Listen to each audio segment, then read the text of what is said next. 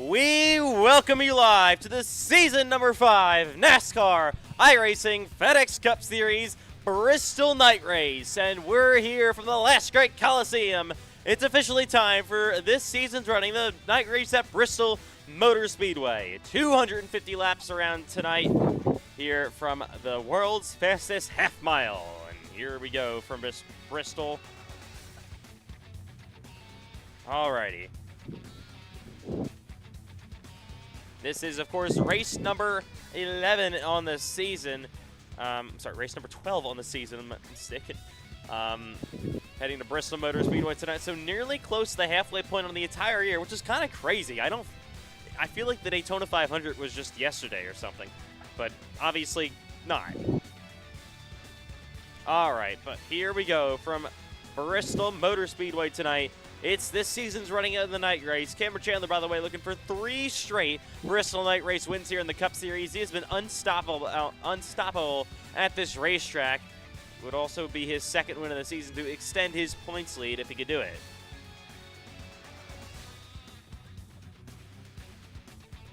Anyways, we're going to see cars on the racetrack here for this half-hour warm-up session coming up first. Then, of course, 2 laps of qualifying around the Bristol Motor Speedway. Lap times go very, very quickly here. That's why this is the most laps you'll see in a Cup Series race this season, 250. Even though it's not even close to the longest mileage distance. Back only, of course, half a mile.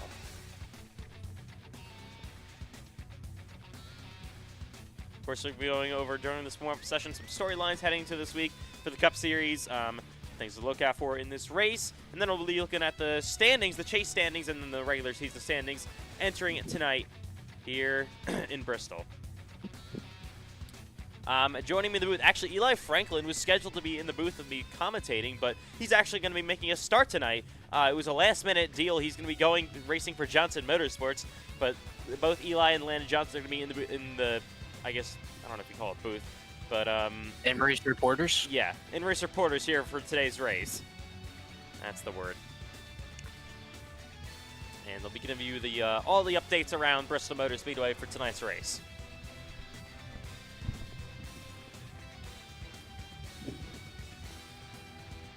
All right, you're going to see cars on the racetrack in just about 30 seconds here from Bristol, starting off, of course, with our warm-up session.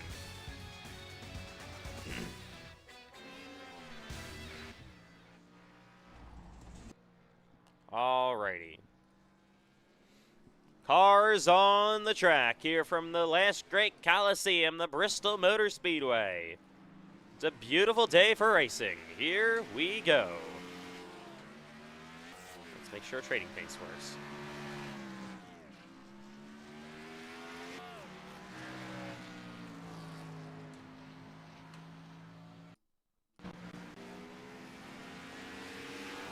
For some reason, someone already stole Matthew White's number, but that's besides the point. Cars are on the racetrack here in Bristol. Welcome live to the Bristol Motor Speedway to the Season 5 Bristol Night Race. Here we go with our warm-up session to start.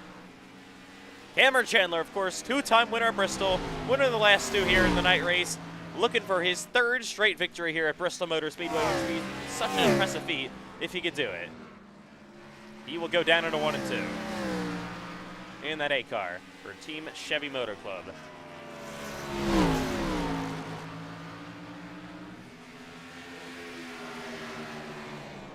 All right. Of course, ahead of him, that's the 66 of Eli Franklin, making his 2nd career Cup Series start. First one that was actually on the racetrack here. He's going to have Cameron right to his rear bumper as they will go down the front stretch.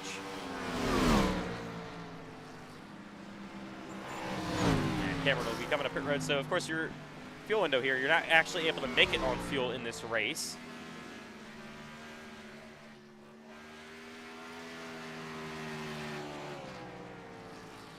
As they again make their way through 1 and 2 here. A car of Cameron Chandler coming back on the racetrack. Here is the 88 of Landon Johnson for Johnson Motorsports. All right, you two, you're on the racetrack right now. First couple of laps here starting off. What has been the feeling on the track just so far in these opening laps of this warm-up session? Well, I've only got like 2 laps, so I'll let Eli do the talking. Honestly, since we're still in the daytime, the track feels a lot looser than what will be at night. But still some really good lap times for it put down. Lap times could probably get even faster when the night comes to be a little bit more grip, track cooled down. But honestly, right now the track feels pretty good. Also, a little slick entering and exiting the corners, but overall it feels pretty good. And here comes Sean Hillquich down in a 1 and 2 in that 30 machine for Ethan Trendler Racing. He's gonna spin the pit road there. You got, hang on real quick. There's the 8 car of Cameron Chandler coming back onto the racetrack. And there's the 888 of Johnson. Once again, the 866 of Franklin. The 7, Christian Urquhart. I don't know, he's not supposed to be running the 7 car. I honestly have no idea why iRacing gave him the 7. He's set as the 0 in the leaks. That's completely ridiculous. So Matthew White obviously is the 7 car. No idea why Urquhart is being given that 7 today.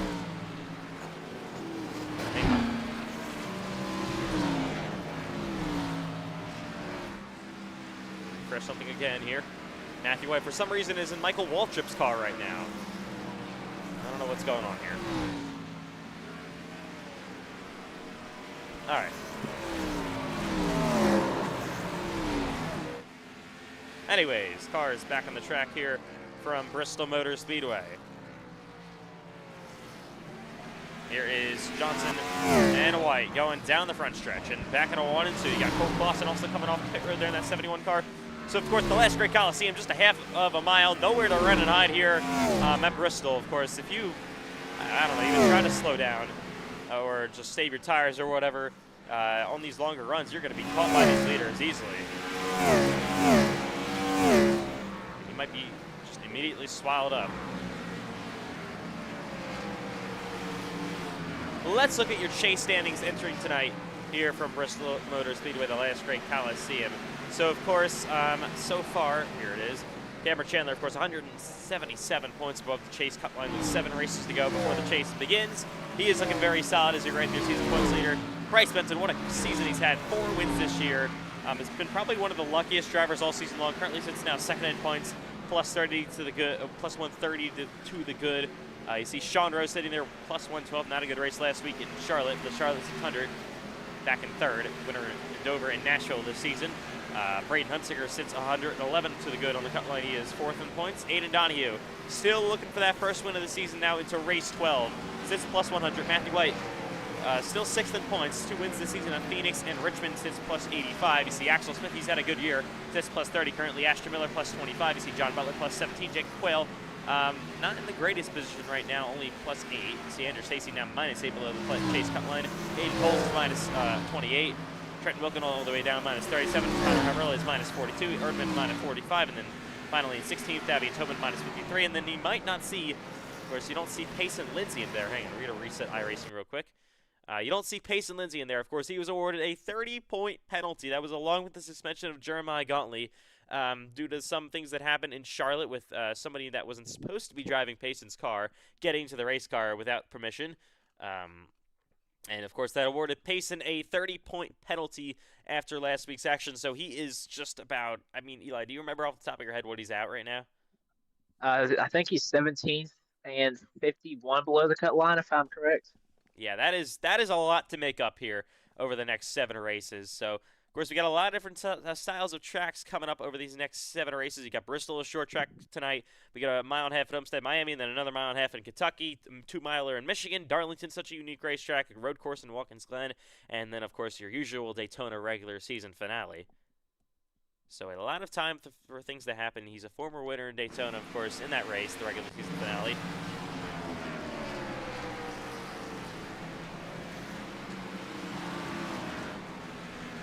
All right, cars are back on the racetrack, by the way, here at Bristol. Still about not even 10 minutes into this warm-up session. From the last great Coliseum, you see Matthew White to the inside of the 8 car of Cameron Chandler.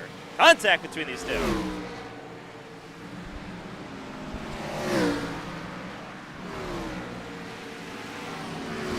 Of course, everyone is probably pretty tired after flying back from the Autodromos Hermanos Rodriguez last night after the Grand National race in Mexico City. Now, what a show that was. Photo finish between Ashton Miller and Cole Wilson. Absolutely incredible scenes last night. hopefully going to see more of the same tonight. Even though you can't get much more different than a road course in Mexico City to a half-mile coliseum in Bristol, Tennessee.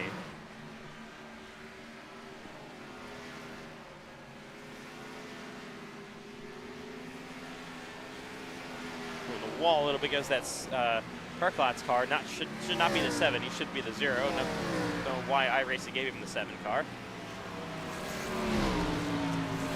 Doesn't make any sense, but here is Richard Cherry heading down the front straightaway in that 29 machine for Team Chevy Motor Club.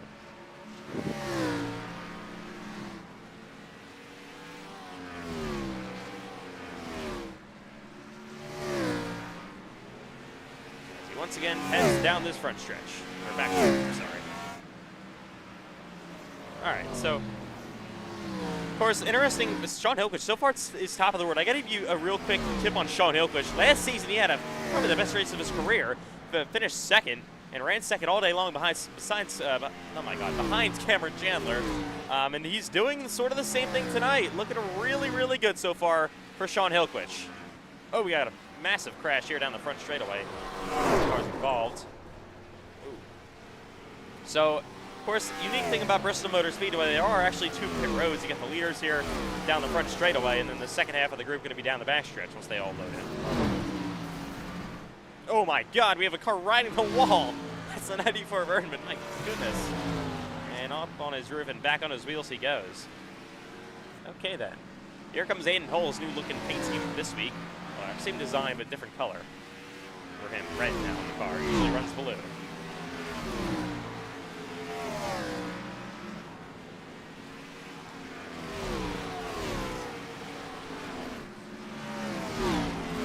Here's the 21. That is Carlos Ortiz. There's the 65 Davian Tobin ahead of him for Ethan Trendler Racing. We got a crash ahead of them as well. That's the 7 Matthew White in the wall. He gets hit from behind.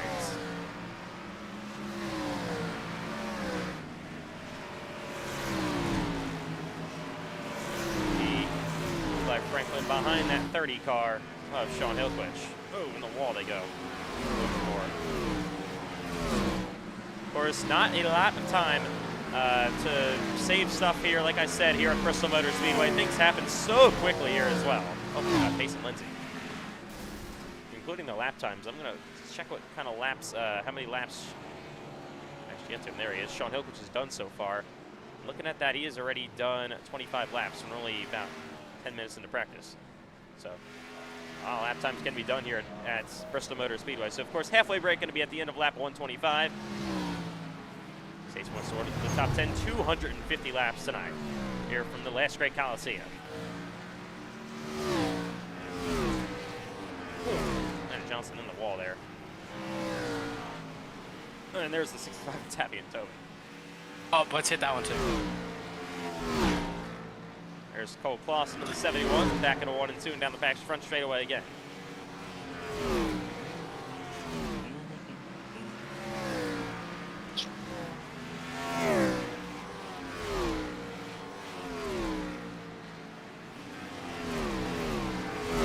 Of course, this race will start in the very late stages of the daytime, pretty much during sunset, and of course it'll go into the night for this season's running of the Bristol Night Race, as always.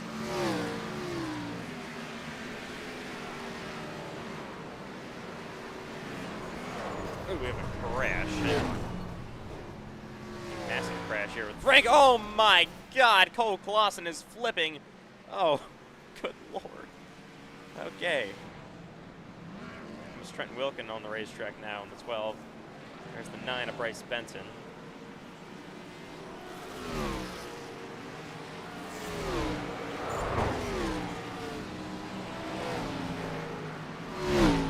Here's the 8 of Cameron Chandler as well in the 88 there of Landon Johnson. Making his way through 3 and 4 and again down the front straightaway. And he gets loose there in the wall. Hillquist, though, still top of the board. I mean, I guess the track kind of has gone away on lap times, that is, as the session has gone on, but still looking really impressive so far for Sean Hillquist, like he did last season. I was going to mention something like that in the stream anyway, in the broadcast anyways, but I don't even have to wait too long for that. He's currently top of the board in practice. He's a very good Bristol racer. Something about this place for me. You're still missing a lot of cars. Not really sure where everyone is. Yeah, that's what I was kind of thinking.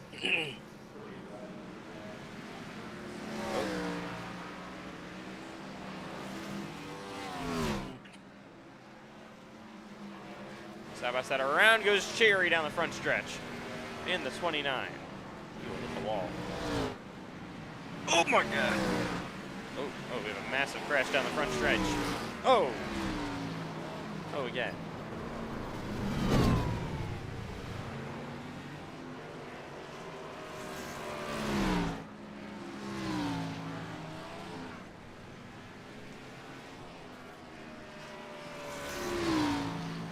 All right. Well, here's the 88 of Johnson. Landon, what are you now feeling on the racetrack? Because now you've done some laps. I mean, the track definitely went away. Like, I ain't getting no lap time. It's I don't know. Just, I'm a little tied off, but it's probably just my line. I've just been seeing a lot of people crash, and like, I guess they're just really loose. I'm not very loose. Not loose, driving slow. Yeah, that's true.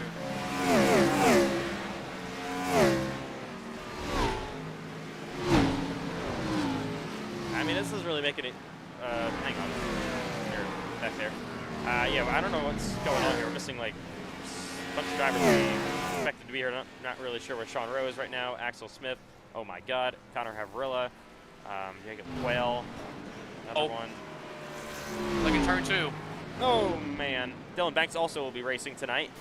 His second Cup Series start of the season. Really good here at Bristol Motor Speedway. Hopefully we'll see him on the racetrack soon.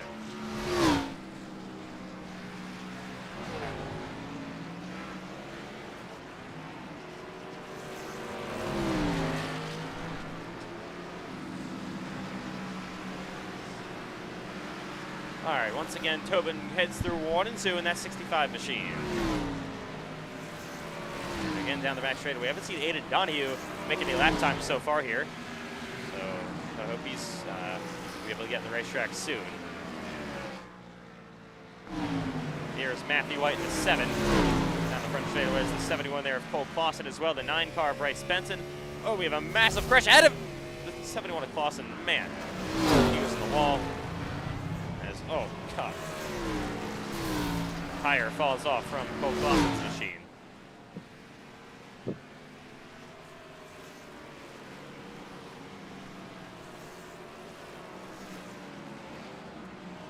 All right.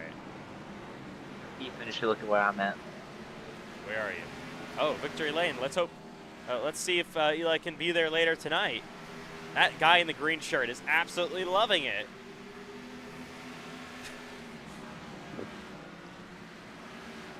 Here comes Holes in the 42. He goes back into 3 and 4 now.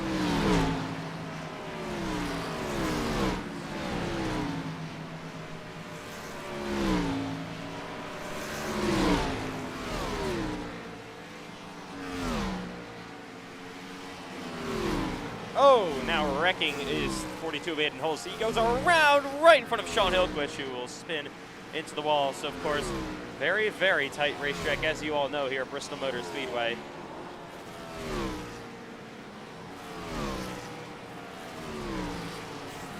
So we will see how this chaos ramps up tonight. Here's Franklin in the 66, back through 3 and 4.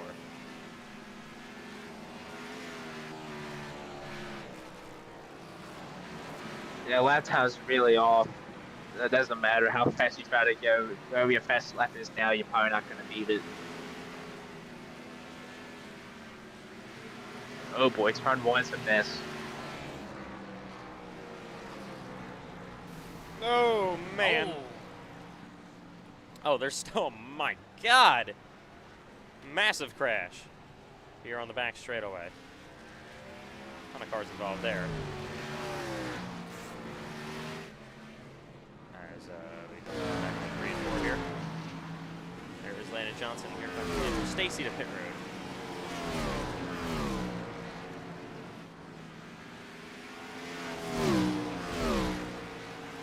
something I'm starting to notice, Ethan. I'm starting to see people starting to work like the middle to like higher lane. I mean, yeah, Eaton Hole slams Cameron Chandler. You definitely do want to see that tonight. Multi-group racing, that would be a nice thing to have.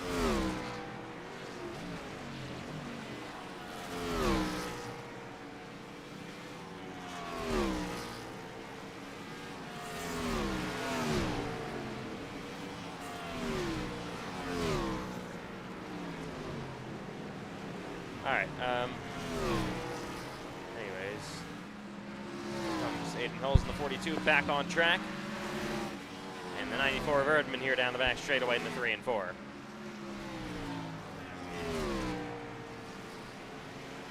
I'm not quite sure where Ashton Miller is, by the way. I'm really confused. Obviously, full-time Cup driver, winner in Grand National last night, coming off that huge win. I'm not really sure what's going on with him. That's kind of surprising. Probably partied a little too much last night. I don't know if he made it to the track in time. Who knows? Hopefully he did. That would be very disappointing. 8 minutes to go here in the warm-up session. So far, top of the board is Sean Hilquich. Second is Cameron Chandler. Third is Payson Lindsay. Fourth is Bryce Benton. Fifth, Daffy Tillman. Whiteheart, Glutch, Cheery, Wilkin, Butley are top 10. You can see how close the top 10 are by about a tenth and a half. The entire top 10 separating each other. And less than a tenth of the top 6. 8 100ths of a second. So, I mean, you do see that a lot at the top of the board here in the Cup Series as of late, especially. But here at Bristol, you see that at any time, anywhere.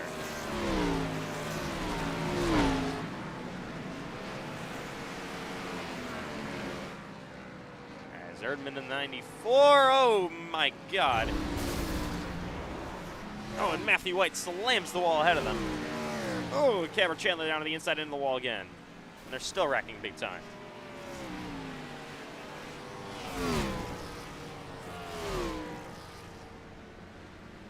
Oh, Payson's on top. Okay then. There's the 21. More cars here. Here's Sean Rowe in the 20 now coming on track for the first time tonight. His machine. Jake Quayle having a couple of connection issues. Oh, we got cars to the wall. There's the 7. Oh, man, Aiden Hulls comes to just destroy her clots. Oh my God, what are we doing? Oh man.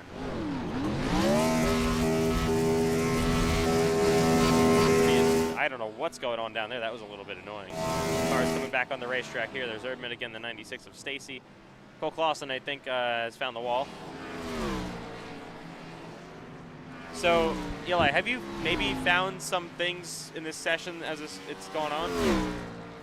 I feel like once the track gets worn in and everything, it can definitely be multi-group. I'm basically getting the same lap times top and bottom, but when people can get a little bit extra time, they can definitely use it to their advantage. Top line's really good because you can pinch the guy on the bottom to hurt their exit, but also the bottom have really good entry. So if you can get a good entry, maybe possibly get a good slide job, you can get the lead. And we got a crash here. Stacy, oh man, Jerry gets destroyed. So I'm interested to see some of your ones to watch tonight. This warm-up session is kind of consisted of not a lot of really good laps here at the end. I think the track's just kind of going away. Also be a good time to practice good entry. Yeah, because you aren't good on fuel. It's going to be about 90 to 95 laps fuel window. If we go green the entire first half, that means a green flag pit stop. It's halfway breaking the end of lap to 125.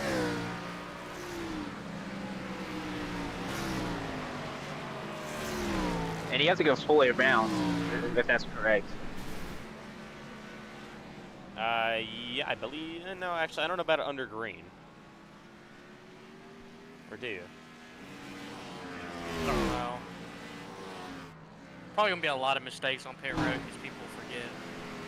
Yeah, especially under a green flag pit stop, you do not want to make a mistake here, and especially a penalty. Because if you get a penalty, you can go like 3 laps down the list. Yeah. Things happen. And if you can take advantage of the strategy, they hold the field 3 laps down. I mean, lap times here are only about, what, 15 seconds or so? So it's, yeah.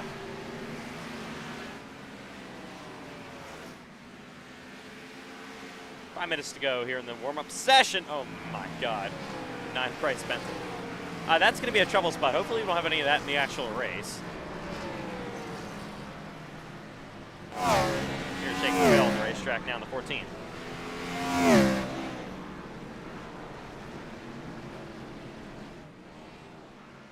All right, so he will head down the back straightaway. Currently 20th on board here in the warm-up session. Aiden Donahue hasn't been on the racetrack yet to make any laps here in practice.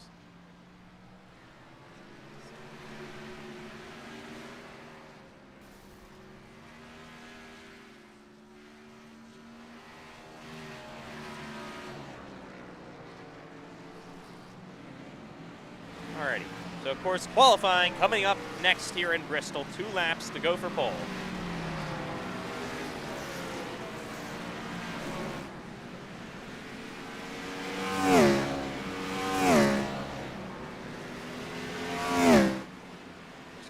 Down in a 1 and 2 in that 71 car.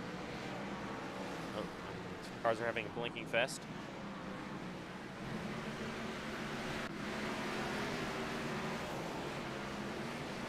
Side by side between the 8 car and the 7 car, Matthew White and Cameron Chandler.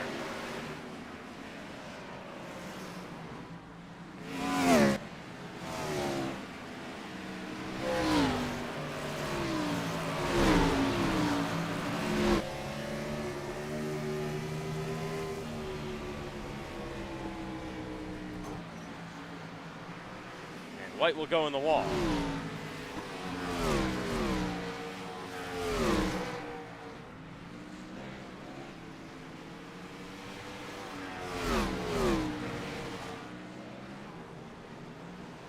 There is Sean Hilpich, I'm sorry, Sean Rowe around, and I'm not really sure what he's trying to do. He'll reset.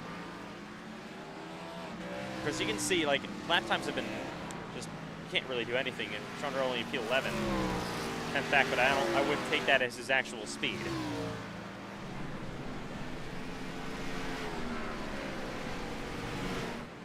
Here's the 09 of John Butler.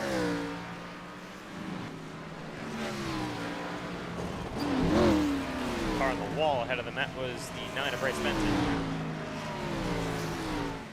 comes Cheery. Down the front stretch he'll go. But Ashton Miller's got to get his butt in here in a minute if he wants to have a chance to race. I don't know what he's doing. Axel Smith's just connected, so Axel Smith will be racing. Okay. Yeah, but Ashton Miller, that's going to be detrimental on the points if he can't make this one. That's going to be horrible for him. I guess the Kila on the plane back here from Mexico City after his big win yesterday was too much for Ashton Miller.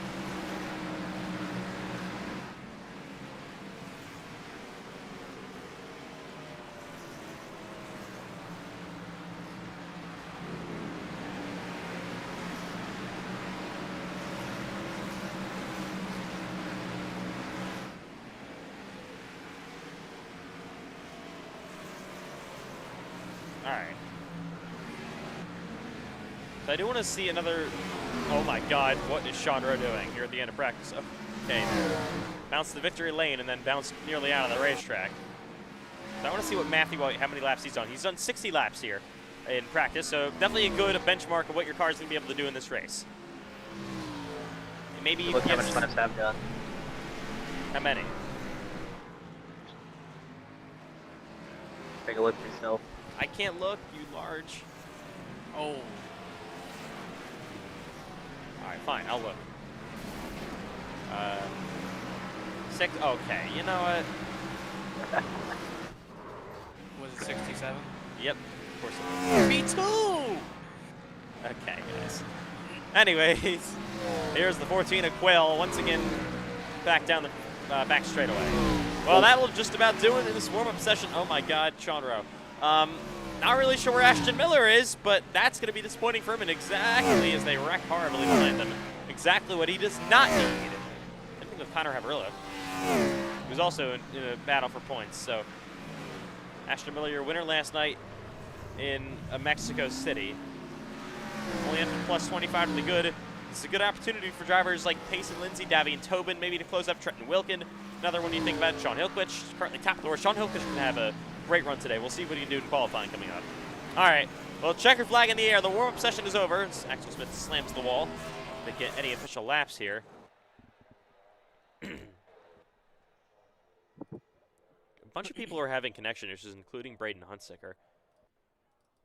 So hopefully he can get some laps down here in the qualifying session. But here we go. It is time to qualify in Bristol. Car is going to pull onto the racetrack from the last great Coliseum. 2 laps. It'll go quick around Bristol Motor Speedway. Who's going to win the pole? As Aiden Holes comes to start his lap. In the wall a little bit. Couldn't make it invalid. He gets 7 of Matthew White, the 99 there of Payson Lindsay, the 30 of Sean Hillquich.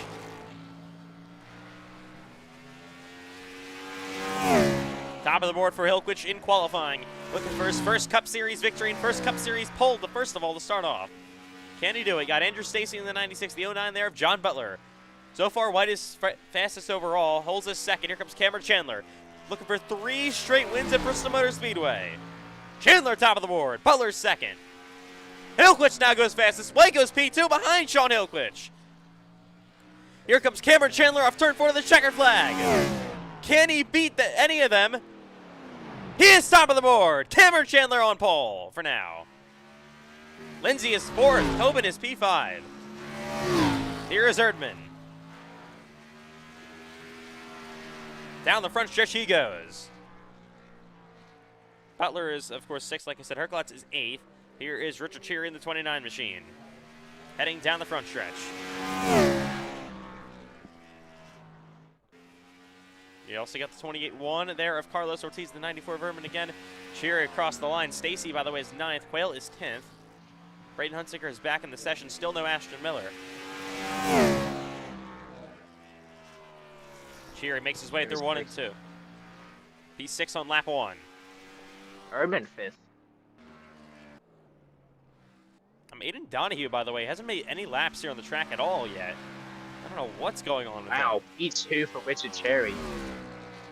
On the front row goes that 29 car. Joins his teammate, Cameron Chandler. Here is that 8 car, still on the racetrack on provisional pole right now. And here comes your winner last week in the Charlotte 600, Bryce Benson. What a thrilling victory that was, passing Braden Huntsicker in the final corner. And off turn 4 he goes to the green flag.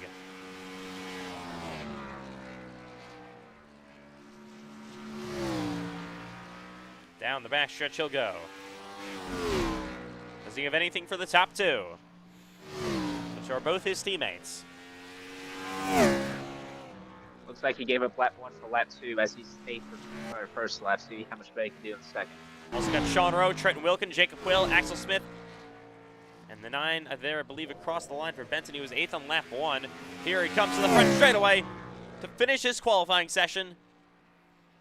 And Bryce is only, no, he's 6th. Still 10th down, though. Here's Sean Rowe in the 20.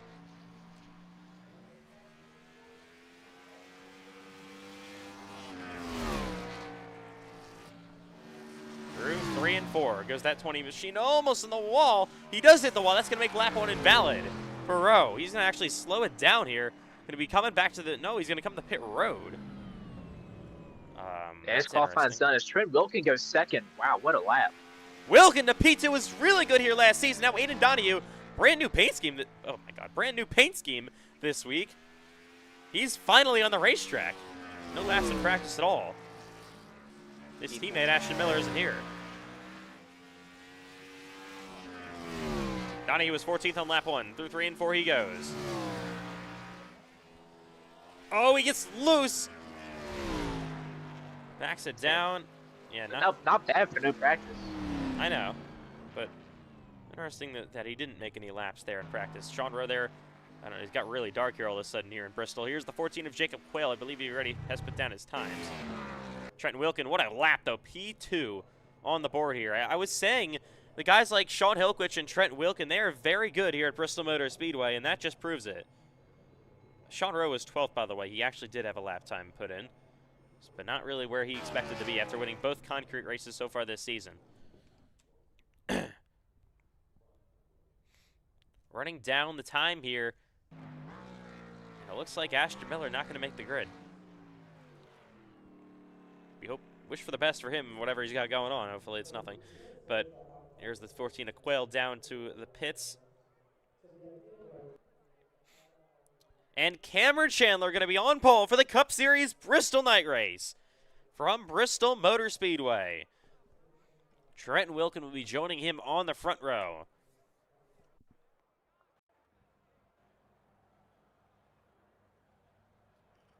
We are live in the last great Coliseum. This is the season number 5 NASCAR iRacing FedEx Cup Series Night Race in Bristol.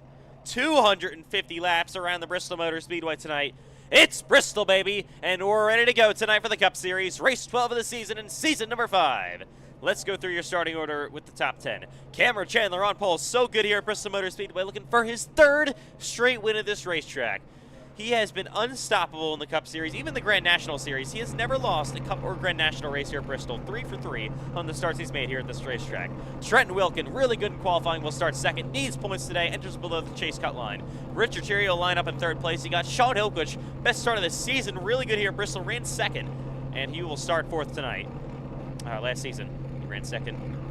Matthew White will line up in P5 in the 7 car, 2 wins this year, and to his outside after that big penalty will be Payson Lindsay. Starting 7th will be Bryce Benton, the 9, winner of the Charlotte 600 last week, and here to his outside will be the 94 of, the 94 of CJ Erman has a great start in 8th. Axel Smith was confident coming in; he will start 9th, and to his outside will be the 82 of Aiden Donahue. That's the rest. That's the grid there, the top 10, and then the rest of the top 20, and then the rest of the field after that is on the left side of your screen. All right. As cars will roll off the grid here in Bristol. Ready to go for the night race. And they're immediately going to come down pit road to check pit road speed. Of course, you do have to, under caution, come down that first pit road, which is not this, it's the other one, and then come back down the second one. We were expected to be using this one for tonight, but fortunately, a couple of cars weren't able to make the show. We expected about 25 today at the short track. Trying to keep it kind of low for these short tracks, especially Bristol, and only having 22 in the field. As they roll down again to their actual pit boxes here, check pit road speed, and then check, of course, their pit boxes.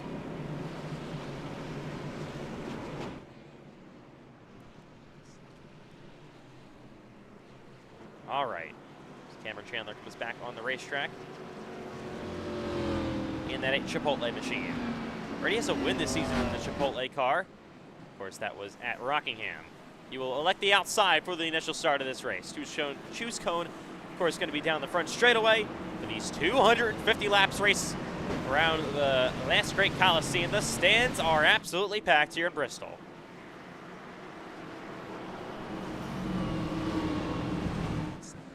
As they will come down to 1 to go to the green flag in this race. Of course, fuel window. Guys, what is it looking like real quick? 120. No, that's probably inaccurate. It's probably going to update. That's pretty inaccurate. Probably. It should be about 90, I think. Ask us in about 10 laps. All right. Well, it's going to be that 8 car from the back. Cameron Chandler on the front row with Trenton Wilkin. It's the last great Coliseum. It's a half-mile oval. It's Bristol, baby. Here we go for the night race. Can anyone defeat Cameron Chandler tonight? Looking for 3 in a row from this racetrack. We will see. The pace car is in, and the season number 5 Cup Series Bristol night race is green and underway. Here we go from the last great Coliseum. I am ready already. Are you kidding me? Absolutely ridiculous. Unbelievable. You got the 09 of John Butler around with Landon Johnson, and Eli Franklin has to stop as well. Mason Lindsay, I don't know if you got involved. Yes. Where is the caution iRacing? This is ridiculous. Unbelievable. No caution. We stay green. That is pathetic.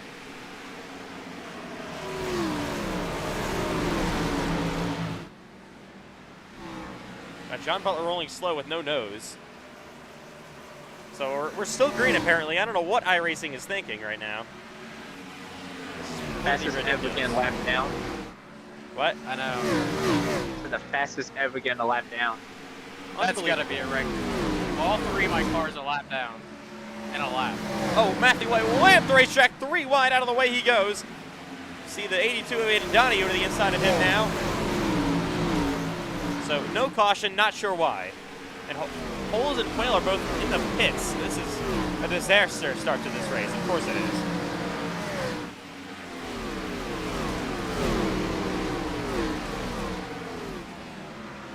Aiden Holes had damage there. I don't know, is Quayle out of the race? I have no idea. Anyways, Chandler leaves over Hillquich. Wilkin in third. Erdman somehow got to fourth. What a start by that 94 machine. Incredible. Got him running P4. P5 currently is Bryce Benson. Sherry there at sixth. Aiden Donahue P7.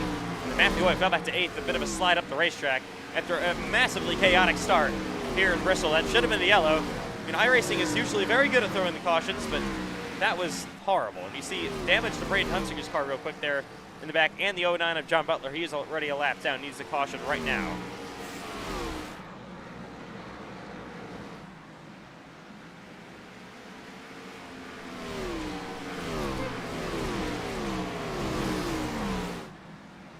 Whale is already out of the race, by the way.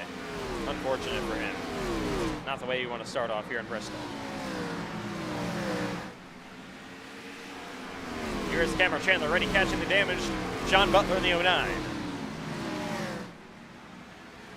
As he goes down to the inside on now lap 11. And we'll put him a lap down. Now, of course, he got Hillquich, of course, running second place right now. Took it away from Wilkin on the opening lap. Got that 09 car of John Butler ahead of them, too.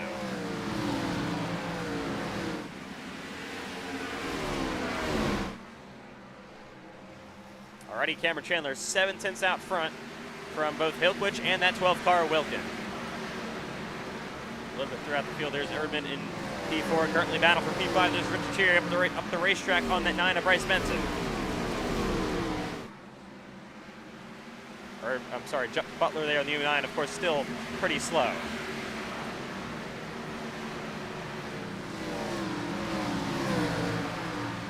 Here is Cherry working on his teammate, Benson for spin.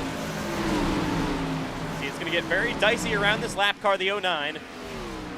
Still wondering why the caution wasn't called. We got to debrief at the end of the race to see what was going on there. And here is the 9 of Brenton to the inside on that 94 of Erdman. We have a car spun, and there's no caution again. This is ridiculous. Caution's going to come out.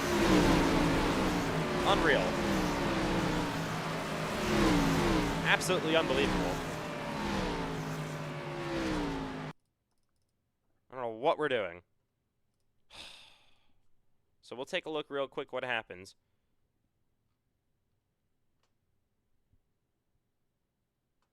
Yeah, full course cautions are on. Just have to double check. I knew they were on, but I just triple checked. Here is what happened to the 21 of Ortiz. Oh, he just loses it by himself and brings out the first yellow of the night.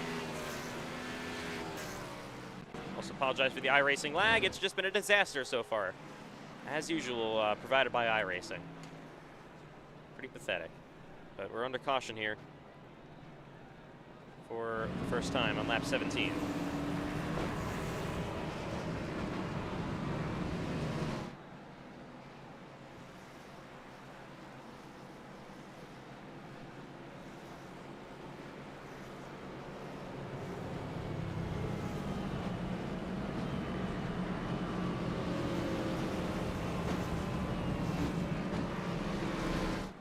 Well, on lap 18, the yellow is out already. Of course, we now have, what, a bunch of cars a lap down already. We have cars on pit road. Here we go. The 09 of John Butler, he's got damage. Of course, the 42 of Aiden Holes has been sitting here for a while. There goes Landon Johnson off pit road. Getting the free pass, I believe, will be Eli Franklin. Carlos Ortiz, of course, went a lap down from being spun, and iRacing electing not to throw the caution for some reason. I don't know what we're doing so far in this race with race control. That is ridiculous. Braden Hunsiker, he also might go a lap down here, sitting on pit road. Wow. Came out to Vegas, his car went moved, so I guess he stalled it. You mean he had to reset? No, like when he's in pit road, he stalled the car, so now he's just a lap down because of it. Oh, wow, that's unfortunate for Hunsiker. He's going to have to open cautions. I mean, it's Bristol, so... And Jacob Quayle, by the way, is back on the racetrack, so all cars technically still in the race, just a bunch of them already a lap down. Or whatever just went on there in the first lap, and then Quayle's connection issues. Man, what a chaotic way to start this Bristol night race. Only in lap 17, but been pretty unchaotic for Cameron Chandler up front. He currently leads here at the Last Great Coliseum. Coming to the choose here. Chandler goes outside for Hilquich. First car on the bottom. It'll be that 12th car of Wilkin. You see the 94 of Urban up there as well. And choosing behind them. All right. As we prepare for this restart, going to be on lap 21 here in Bristol.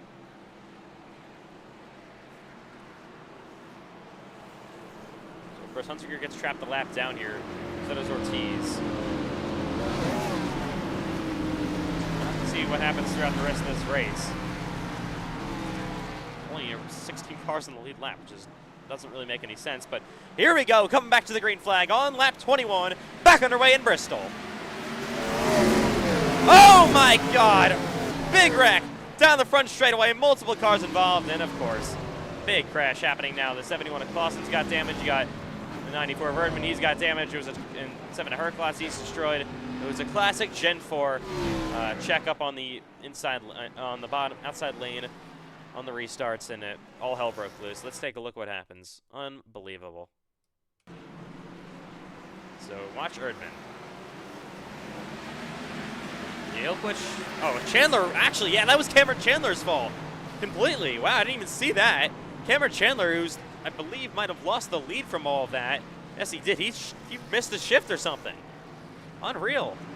I didn't expect that from the 8 car, but apparently it was completely his fault. I want to ride along with Cameron. What was happening there with the 8? Let's listen.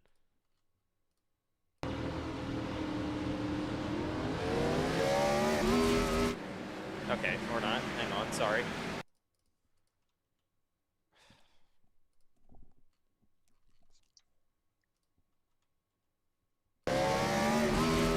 Oh my God, you missed the shift. That's exactly what happened. He gets ran over from behind and just melee behind him. See, Aiden Donahue spun as well. The 71 of Cole Clausen went around.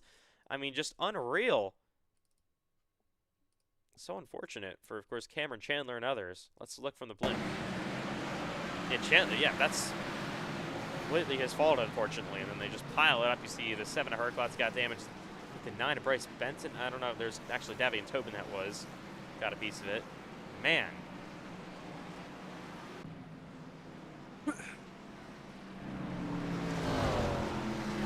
We're already on lap 24. The second caution of the night is out. Cameron, of course, lost how many spots? 4, I believe? Yeah. Lost 4 spots from that. We've cars trapped the lap down, I think. Well, actually, no, there's in front of the pace car. Behind the pace car.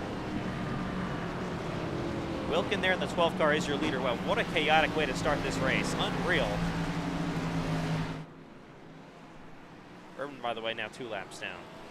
John Butler, they're rolling off the pit road. Into the choose. Lap car is there in the way still, as they come to choose behind them. Only on lap 25.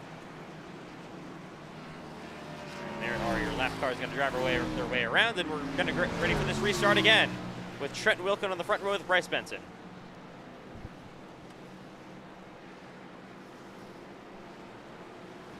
Under the second caution of the day here.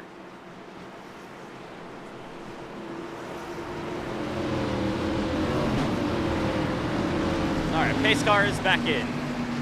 Already been a wild one, pretty unprecedented one here in Bristol, and we're back underway again. Wilkins takes off. Got Bryce Benson is getting split 3 wide. You see the 8 car of Cameron Chandler after missing that shift. Better restart this time. Make their way down to the 3 and 4, side by side between Chandler and Cherry. Jerry almost puts a bit of a slide job on that 8 car. But Chandler is still there, but actually has to go back to 4th.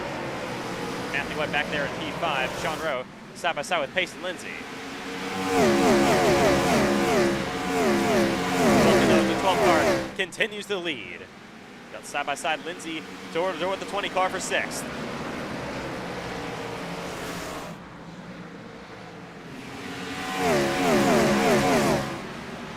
Good battle around here as they go mostly single file. You see Cherry up the racetrack. Not sure why we're riding along with him, but here's Cameron Chandler to the bumper of the 29. He's going to look to work his way to the inside. Door to door down the front stretch. Battle for 3rd. Chandler trying to drive his way back up into the top 3 after having that big mistake on his part that caused the big wreck down the front stretch. And Cherry so far able to hold on to that spot.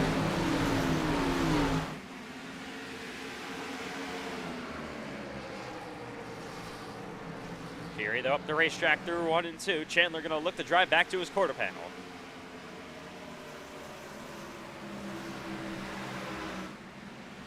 Still, it's Trenton Wilkin leading early in Bristol. Side by side behind him again, there's Sean Rowe trying to take advantage of this spot, and he's got in front of him Payson Lindsay. And here is Cameron Chandler down to the low side of Richard Cherry for P3. He's got that spot made up. To 3rd goes Chandler. Matthew White also behind Cherry, looking to also pounce on that 29 machine.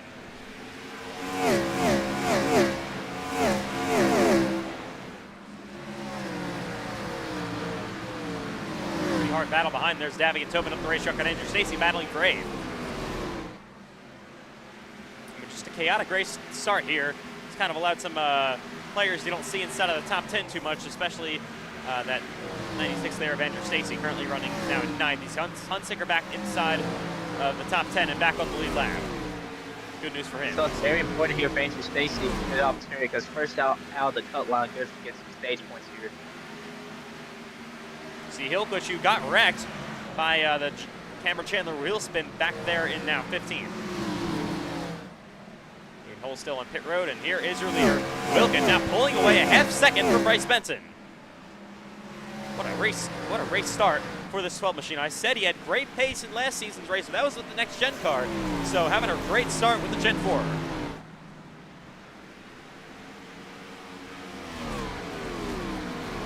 Also, by the way, guys, what's the fuel window looking like right now on lap 38?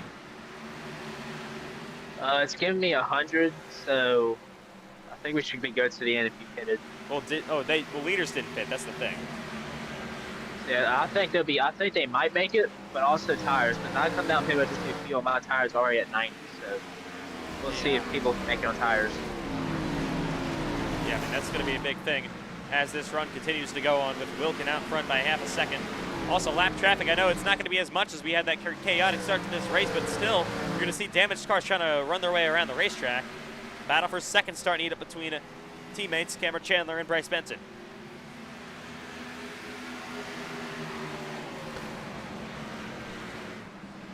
Apologize for the iRacing frame drops. I don't know what's going on right now. This wasn't an issue last night, but of course now it is an issue today.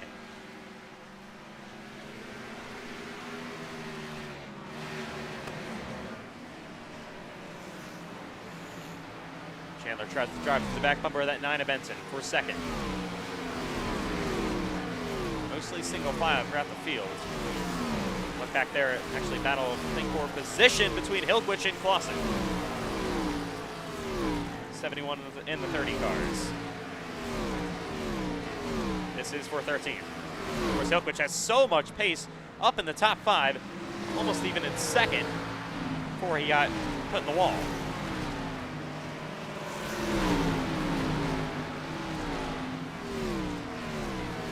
Chandler, by the way, made the spot up on Bryce Benson for P2. And he will now try to run down your leader, Wilkin. Up front, Wilkin now starting to catch some lap traffic to the bumper of Eli Franklin.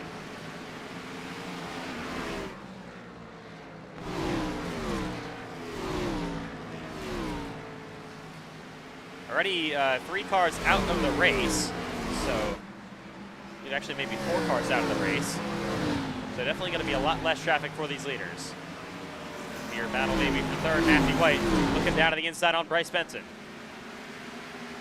He loses momentum down the front straight. He'll have Cherry back on his bumper now. Not a bad start from Matthew White, currently P4. Catching the lap car, Franklin, they're going to go side by side with him. And Cherry also goes back to the bottom. Sean Rowe, by the way, is falling back to the 8 after just battling for P6 with Lindsay.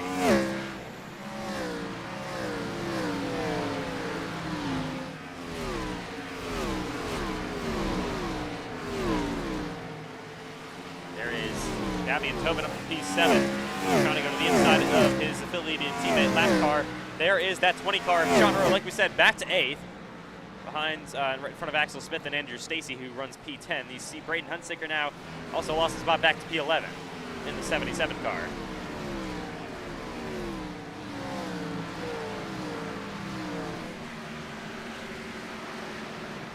It'll be interesting to see as we are now on lap 50 of the Bristol Night Races to see if this track widens out. We get a battle here for 4th place, side by side. Richard Cherry to the inside of Matthew White, and he's got that spot made up. Hasten Lindsay now looking to pass that 7 car. He's going to do that. To the inside he goes, door to door, down the back straightaway. Battle for P5.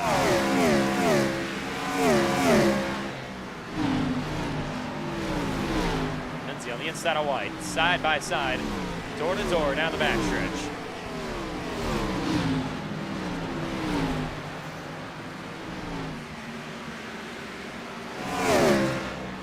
White so far out front. So they go to lap Landon Johnson. I believe you see Jacob Quayle also going another lap down. Yeah, here is John Butler now in some sort of heavy lap traffic. Got the amount of John Butler who's slow. He will go 2 laps down. There are those damaged cars, of course, from that big wreck that we had. Well, not big wreck, but that wreck that we had on lap 1 that never brought out a yellow for some reason. You see Cameron Chandler now trying to pass these 2. And he's got Bryce Benson, his teammate, back on his bumper for 2nd. Axel Smith with a messed up wheel. He's in the wall. Oh, I don't know where that is. Got side by side for P2 though. Stretch. There he is. Oh yeah. Axel Smith slow down on the apron. And he is definitely, that wheel is not turning the best. In the wall he goes. That might spell the end of his day.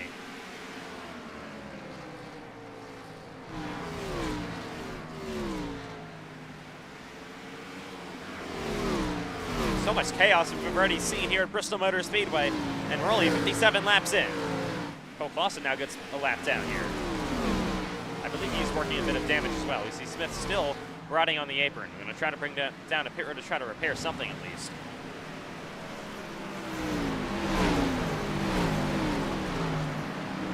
Here is Bryce Benton back to the inside though, and Chandler again for 2nd. Those 2 Team Chevy Motor Club teammates. Of course, pretty much under the lights, sun is gone here at Bristol Motor Speedway. Chandler on the wall a little bit. He will actually lift and give up the spot. Benton to P2.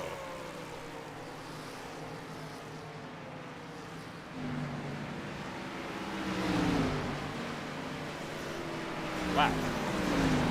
Shocked that Cameron made that mistake and falls back to 3rd. Cherry actually now has a run on the 8 car. Back into 1 and 2. Of course, Axel Smith on pit road. So is John Butler in the 09 now. He, of course, still trying to work that damage. Eli Franklin ahead of the 12 car Wilkin, who continues the lead at Bristol Motor Speedway, has led the most laps so far.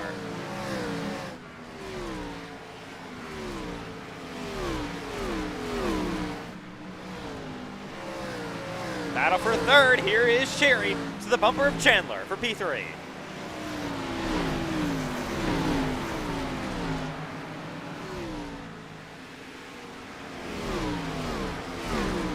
We'll, by the way, now have 12 cars to the lead lap.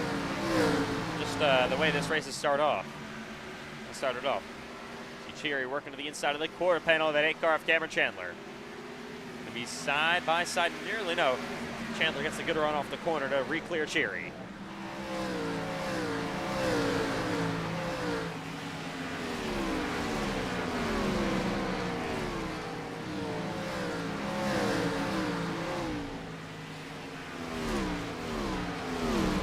Trent Wilkin now has a half-second lead over Bryce Benson. Benson actually starting to close that gap up. And here is Cherry on the low side of Chandler. P3 battle going on, side by side, back into 3 and 4. Chandler losing momentum here, was dominant. Of course, started on pole. Thought he was just going to run away with this thing all day long, but falling now back to 3rd after, of course, recovering from that little mistake that he had early in the race on the restart.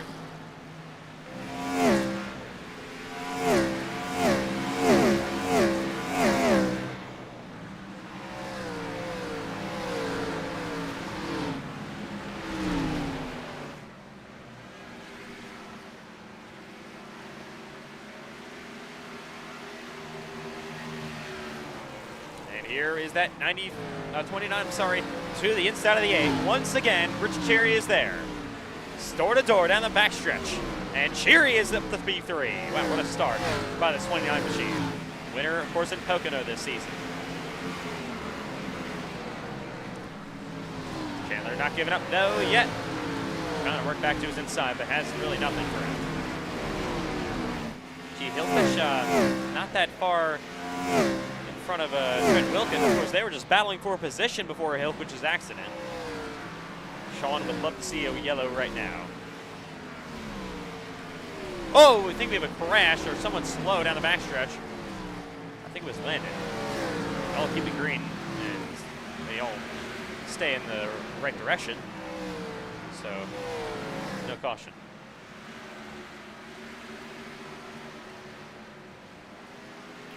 And there's Hillquich Wilkins' teammate.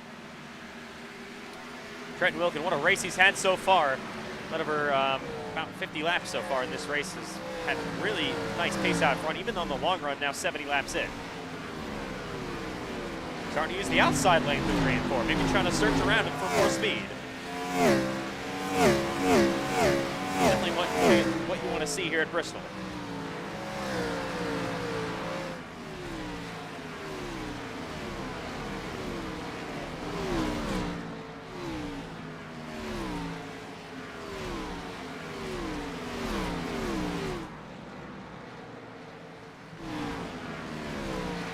Stacy also there in the distance. Leaders are running very quick lap times.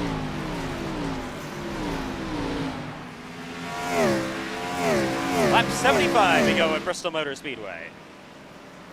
Trent Wilkin, of course, has been out front the most, having so far a season best race as he looks to put his teammate a lap down. Sean Hillquich. Sean probably will still try to fight him hard, wants to stay on this lead lap. As it looks like a green flag pit stops, Andrew Stacy's down pit road. That's pretty early, I would say. Maybe not liking the tires as they go to lap Sean Hillquich here.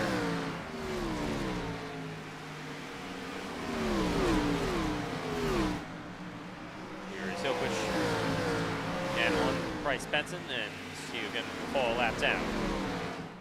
Fortunate to start for the 30 car after having such great pace in practice and qualifying. Cameron Chandler's mistake there on the restart ultimately cost him. And he now is a lap down, but still a lot of time left in this race to recover. Bryce Benson and Richard Cherry have been a little bit faster than Wilkin over these last few laps with the lead.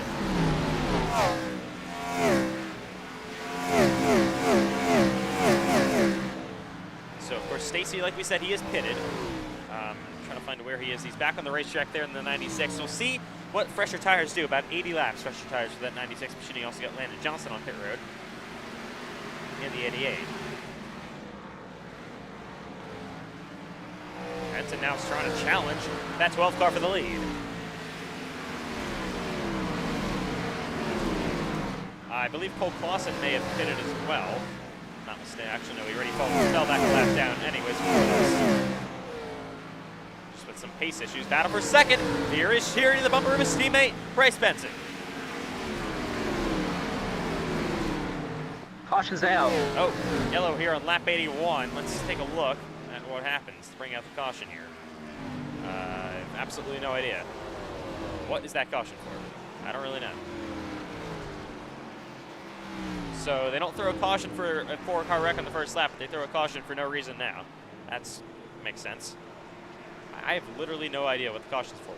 Let's try to take a look here real quick before pit stops start. Was it Jacob quit? No, I don't think it was. I I have no clue. Why is the caution out? Literally no idea. Pretty insane. So yeah, absolutely no reason for the caution, but it's out anyways for some reason. We got cars here coming to pit road. Your leaders, first time tonight, they will pit. Will anyone stay out? I don't think so. This will be guaranteeing them good on fuel to the end. 4 fresh Goodyear tires, as much fuel as you need. Good stop by Bryce Benson. Here we go, race off pit road. It'll be Wilkin. He beats him. Second Benson, third Cherry. Fourth, Lindsay beats Chandler, who falls back to fifth. You got Sean Rowe actually gains a couple of spots. He will be 6th now. Matthew White has a pretty bad pit stop. He's going to be rolling off, I believe, 9th. Sean Hilkwood should get the free pass and get himself back on the lap. Gets saved by that yellow, I would say, for Sean. But Wilkin will hold the lead for now. Third caution of the day now on lap 83.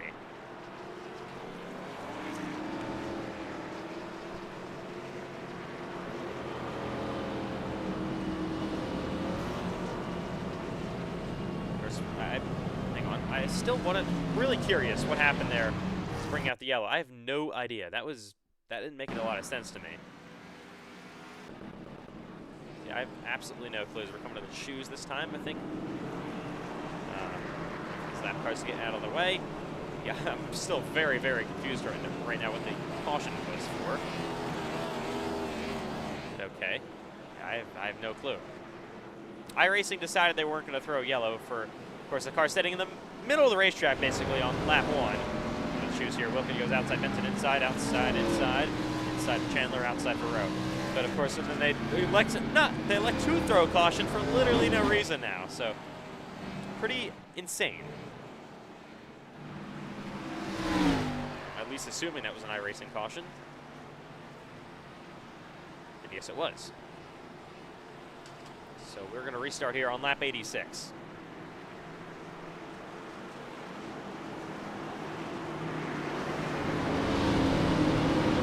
All right, it'll be Trenton Wilkin now in the front row. He has been pretty much dominant so far in this race. He will take off as we go back to green in Bristol. Great restart for that 12th car. He is gone, and here comes Cheery around the outside of Benson for 2nd. He's got that spot. Oh, Sean Rowe. They got Matthew White wrecking down the back straight away. In the wall goes the 7. He will slide back up the racetrack. We stay green again. For some reason, no caution. But Matthew White has damage. He's hit the wall from the back end of the race car. Here is Payson Lindsay to the inside of Sean Rowe. Cameron Chandler got a bad restart. He's back to 6th. Oh, sliding is Lindsay. Of course, side by side, getting loose to the inside of Sean Rowe isn't the greatest sight to see. We know the last time that happened, what happened there at Atlanta Motor Speedway a couple of months ago. Didn't go over so well. Oh, Braden Hunsinger wrecks! Highline Motorsports, all of a sudden he gets slammed! Oh my goodness! What happened? The Braden Hunsinger just lost his race car, and Andrew Stacy there to just destroy his car as well. Unbelievable. Stacy, I believe, definitely done. Wow. What happened to Hunsinger? Let's take a look. I think he just lost it all on his own there. Your defending series champion. Let's see from another angle. Oh, just loose in, then just loses it through the middle of the corner, and then Andrew Stacy, nowhere to go. Slams into Landon Johnson, got a piece of it as well. Let's ride along with Stacy. So unfortunate. That 96 had speed. Wow.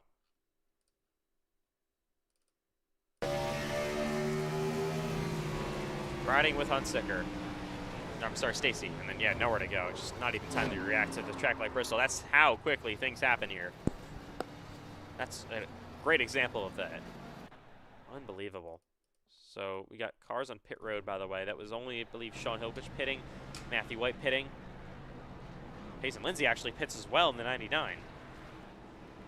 He's now going to roll off. Man, oh man, that's unfortunate, though, for 77 Hunsicker. Loses it by himself after that heartbreak in the Charlotte 600 last week. This is not the way he needed to try to have a rebound race. Now wrecking in Bristol. Stacy probably also done for the day. Man, this has been a chaotic first half here at Bristol Motor Speedway. We're only on lap number 91.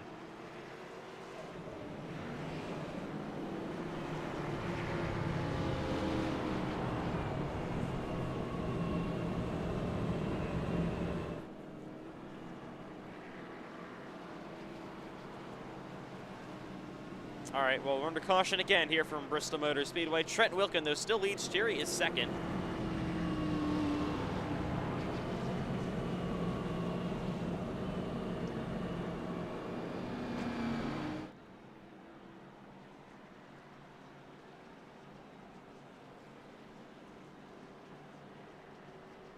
As coming to the choose, Wilkin will go outside with Cherry.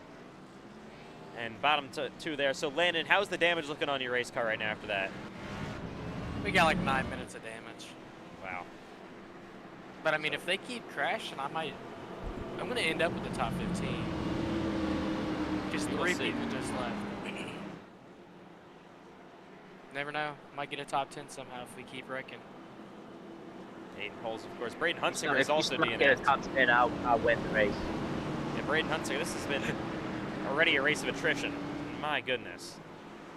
I mean, I'm okay with that.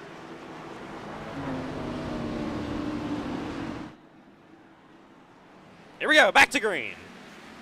Once again in Bristol. Let's hopefully run clean to the end of the stage. That would be nice. Great restart for Wilkin yet again. He's been perfect all night long in doing that. Now Bryce Benson gets second place back away from Jerry. Jerry back there in third. There is Sean Rowe to the inside of Cameron Chandler for fourth place. I mean, we've seen veterans making mistakes. 2 former league champions. Of course, Braden Hunsinger loses it all in his own Cup Series defending champion. Then Cameron Chandler, of course, that restart issue that he had that caused that big wreck. Of course, 2-time winner here in Bristol and Grand National Series champion as well. So, I mean, it has not been there really is no inexperience in the Cup Series anymore. And even if they aren't very successful over the 4 years, they haven't really been causing any issues tonight. It has been the veterans so far in this race. It's just shocking. Here is the 20 of Sean Rowe, now working on Lindsay, battle for P5.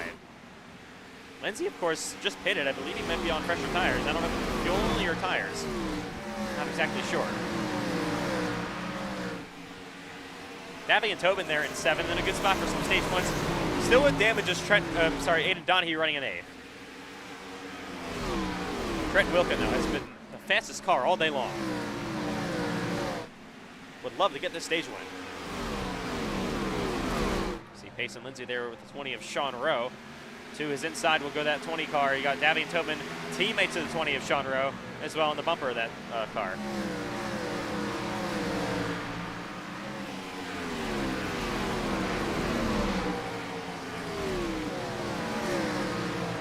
Lap 100 from Bristol Motor Speedway. It's been chaotic so far. I mean, it hasn't been a big influx of cautions, only I think 4. But man, looking that leads 25 laps to go here in the stage. A little bit further back through the pack, you got Cole Clausen now running inside of the top 10. Sean Hilkridge inside of the top 10 as well. That 30 car is so quick, so can't look now because he's gonna have pace here at the as this race goes on.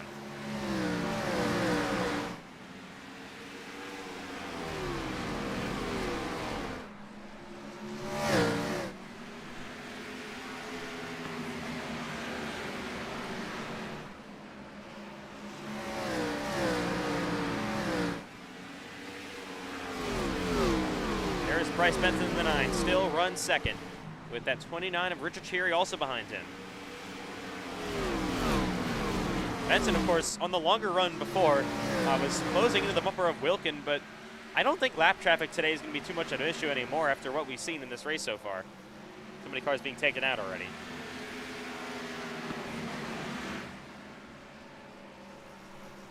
That definitely could be good news for whoever the leader is as this race continues.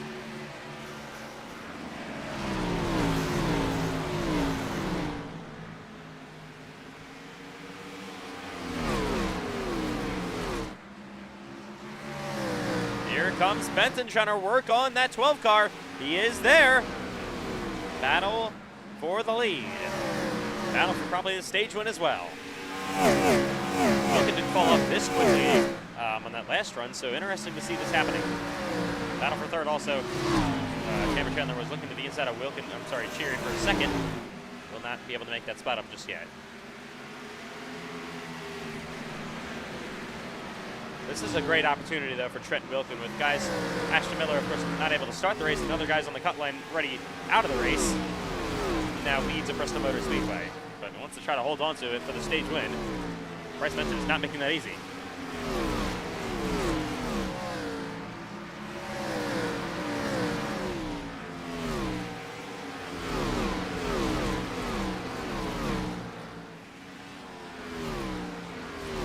Laps to go in the stage here from Glasgow Coliseum. That will go by very, very quickly.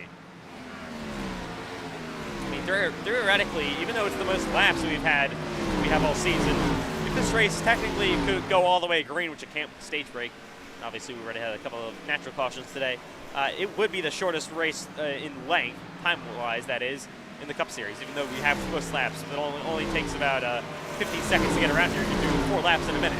Oh, Bryce Benson saw contact with his teammate in the lap car, Carlos Ortiz. My goodness, that could have been disastrous for Benson. Luckily, Ortiz now going to move out of the way from his other teammates. It's a TCMC 2 through 5, right behind the sandwich between 2 VTR cars. Actually, 3 VTR cars. Not a lot of parity at the front of the field for teams, that is. Wilkin VTR leading. Team Chevy Motor Club 2nd, 3rd, 4th, and 5th, and then Ethan Chandler Racing 6th and 7th as well. And also 9th from Ethan Chandler Racing.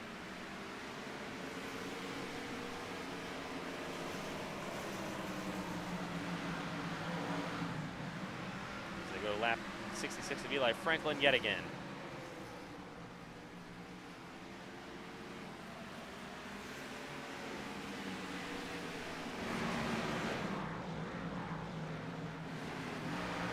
Still, once again, coming down this front straightaway. Back straightaway, sorry. Under 10 laps to go in the stage. Wilkin just going to try to hold on. To win what would be his first stage win in a very long time, but obviously first of the year as well. Been a rough going for the Set 12 car who made the chase, or I guess you could say playoffs, from last season.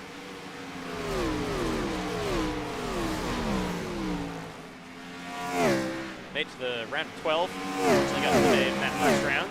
Still looking for career win number 1. Is tonight the night for Trent Wilkin. Looking pretty good so far. He's led nearly 100 laps. Fury now working on that 9 car. Benson for 2nd. Door to door for P2. He's there to his quarter panel. I mean, Rich Terry currently runs 3rd tonight. He could be a underrated contender for this win. We see Cameron Chandler, of course, their pole sitter, was expected to just run away with this race. Still sitting back there in 4th, hasn't been able to recover at all after his misshift there on one of those restarts. He definitely got damaged from being run over. Nothing really external right now, but maybe something going on the inside. Here we go, Benson the wall a little bit, and Chirido's inside, sorry, for 2nd. But now only 4 to go this time by in the stage.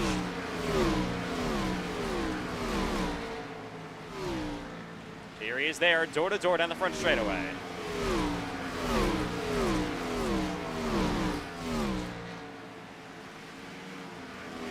It's definitely allowing that 12 car Wilkin just to pull away at the front of the field. Still side by side, back through 3 and 4.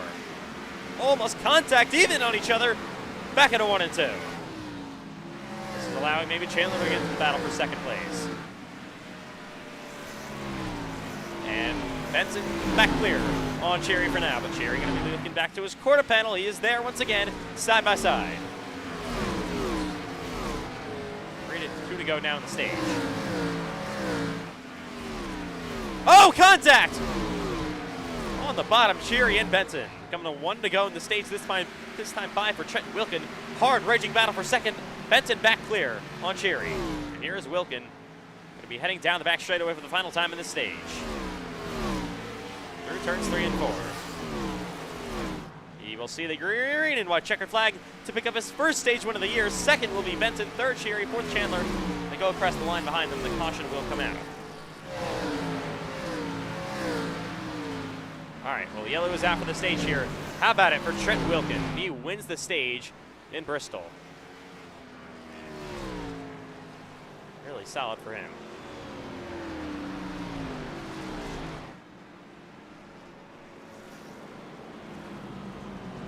All right, so the stage break is now. We're under the halfway break here at Bristol Motor Speedway. What a wild first half. So many strong contenders. Well, I don't know. I would call them very strong contenders, but contenders throughout the pack have been taken out already in this race. So just some wild issues that have been happening today. And we're going to have green flag pit stops coming up. Here we go. Or, I'm sorry, green flag pit stops. Caution flag pit stops for your leaders. Caution flag? I guess. Stage break pit stops. Here they come. The pit road after Trent Wilkin picks up 10 stage points. Very, very important for him. And, of course, his first chase point of the season as well. Can anyone beat him off pit road? He's been pretty dominant so far after taking the lead. And before fresh Goodyear tires, setting you up for the second half of the race.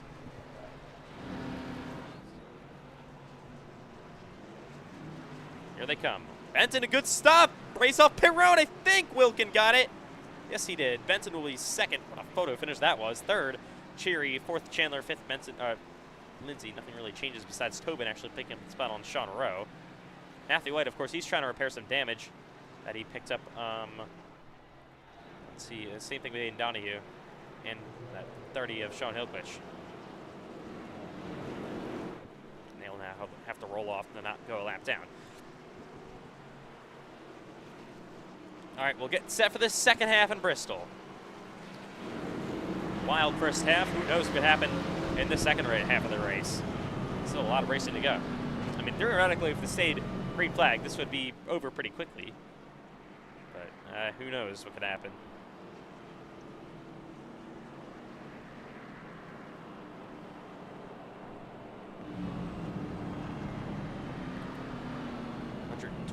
Laps have been complete so far today. As we're going to come to the choose cone this time by.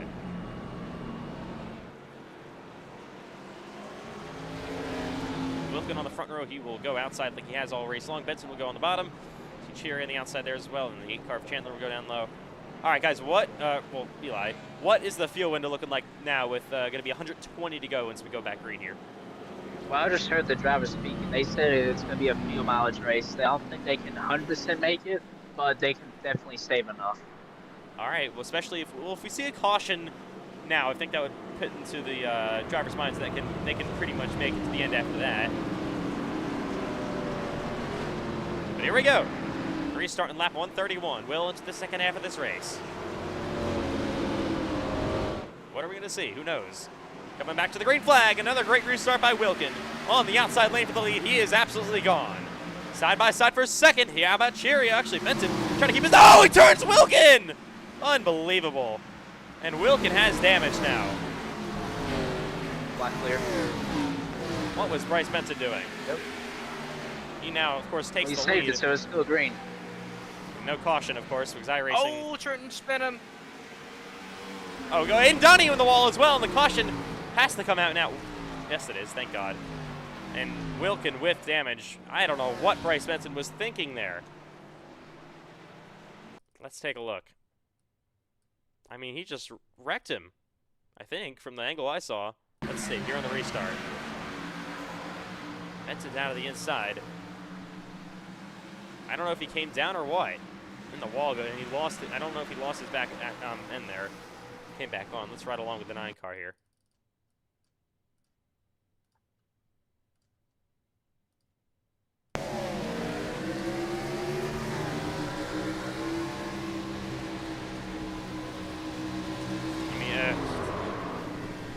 I don't know. I don't know what you can call that. Let's look here what actually happened to Wilkin after all that happens. Wilkin on the wall. Of course, then he comes back down. Back into 3 and 4.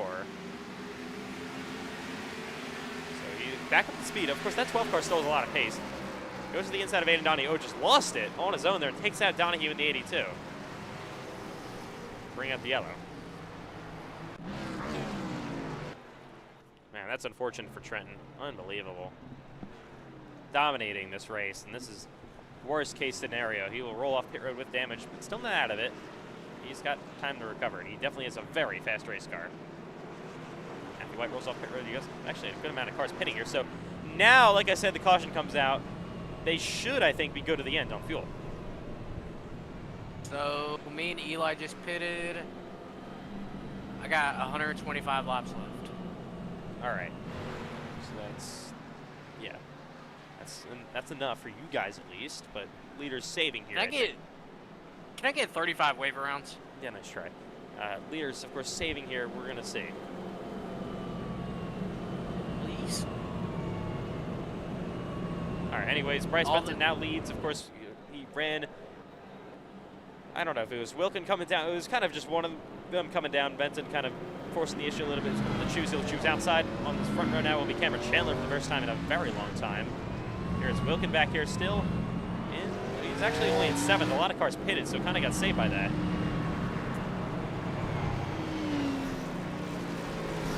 So Wilkin is not out of it yet. Still got a long ways to recover here.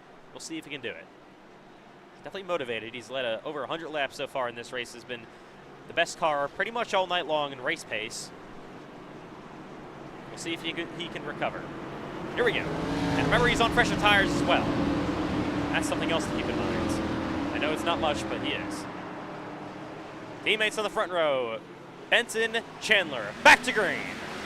Not the greatest restart for Benton there. Chandler thought he was going to be able to keep it side by side. He cannot, and he's back to 2nd place. Here is Mason Lindsay to the low side for 3rd between him and Cherry. Sean Rowe on the outside as well. Oh, way up the racetrack goes Chandler. Another mistake out of that 8 car. Loses time. Oh! What happened this time? Unreal. That's racing. That was a big hit. Let's see. Oh yeah, it just came around on him again. He's still going in front of me, so we'll see. Yeah, he's in the wall. He's definitely, he wants to maybe not enter, but definitely not winning pace. Whenever I feel like Trenton Wilkins got some sort of edge, always something happens. So battle for lead between Chandler and Benton here up front.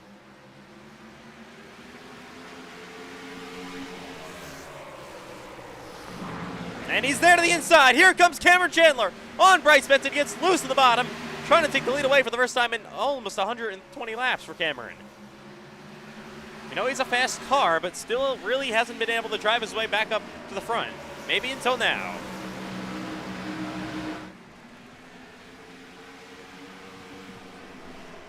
Milton, by the way, is still on the track. So he's still going. He's not giving up. Pace doesn't seem too bad after the first lap. He was a little slow, but now he's past Kilquich, not past Landon Johnson, so he can still definitely get up there close, maybe top 5 if he keeps this up. Yeah, he's if he goes, I'll look at his right side if I can get a look. His right rear is definitely like bent in on the rear end. I mean, but he is just wheeling that thing still. Really impressive. Past Donahue as well. I want to take a look real quick as they're single file. Look at him ripping the boards right now. He is flying. I don't think he cares that that car's damaged. He is going for it. This man is motivated. I mean, he obviously is a very fast race car by winning the stage and leading over 100 laps there. We'll see what he can do. Benton continues to lead here in Bristol. Cameron Chandler sits behind him. We got a battle for what is 5th. Here is Dappy and Tobin looking at him to the inside of Sean Rowe. Sean covers him off. And here we go. That is Chandler on the outside with a run on his teammate Bryce Benton. Back on a 1 and 2. Now Benton makes the adjustment, moves up at the racetrack. Maybe Cameron will now try to search around even more. Benton goes high, and you see Chandler runs the bottom lane. Of course, that 9 car gets that big drive-off corner exit from running the outside. Gets a little bit loose back in a 1 and 2. Now Cherry trying to get to the battle as well for the lead. Here is Chandler to the quarter panel, nearly on Bryce Benton.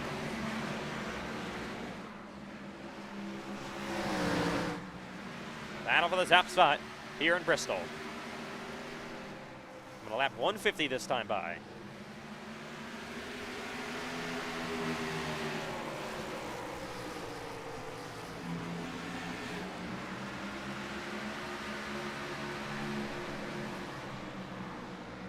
Chandler going to run bottom to the white line. He goes. The yellow line, I'm sorry, he goes. 100 laps to go in Bristol.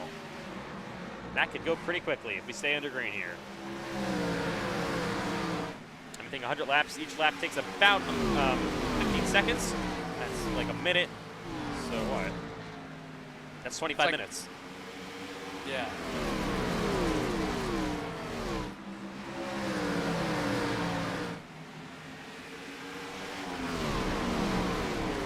And Benson holds on for the win, looking for 2 in a row. What a season Bryce Benson has had, though. This would be his 5th win of the year already, only 12 races in, which is just mind-blowing after his career, after how his career started in the Cup Series, at least for the first 2 years. Even Grand National.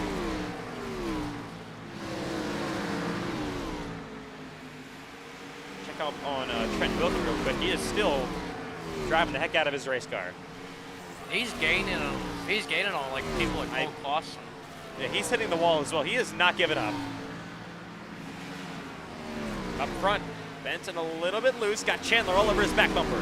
Can Bryce survive the long run, or is that pace in the 9 car just maybe not there at a track like Bristol Motor Speedway? They also might catch lap traffic in a little bit. Wilkins down pit road. Actually, no, he stopped on the front track. Stopped on the back stretch. Straight away. Yeah, stopped. Now he's in the pits. I guess he just noted. Well, that's unfortunate. Honestly, don't know why you would quit after all that. He has left, so his night is over. Wow.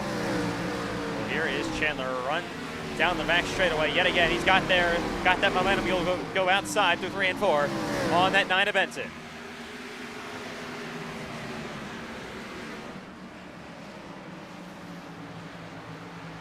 Come around Sean Hokers to put him a lap down now.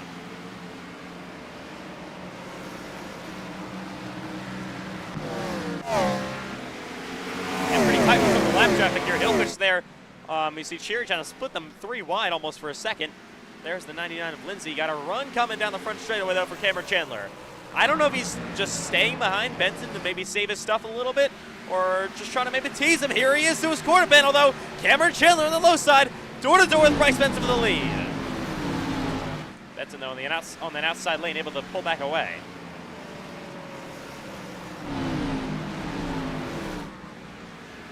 They're catching Aiden Donahue. He has just had an abysmal race in that 82 car. I'm going to try to put him a lap down.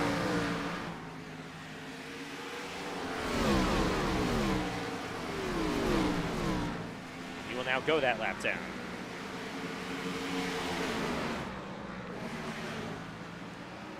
With the racetrack there, Cherry goes. Almost contact with Donahue.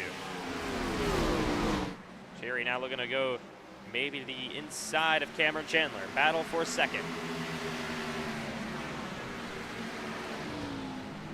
Chandler runs the outside behind the 9 car, Benson. I mean, I'm just shocked that Cameron hasn't really been able to pass the lead in over 150 laps. It's been pretty insane. I thought Cameron, like I said, was going to dominate this race like he did the last 2 seasons. Still has a good chance at it here, but definitely not going to be a dominant victory if he gets it. See, again, Benson runs the outside. Multi-group racing, as these runs have gone on, have kind of just really made this thing interesting.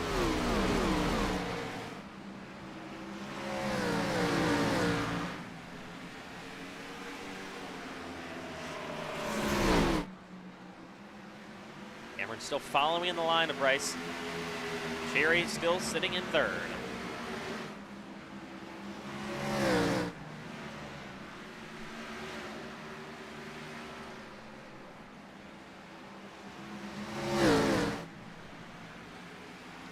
I think this is a good time to go to crank it up here from the last great Coliseum for a Bristol night race. Crank it up segment and listen to these engines roar.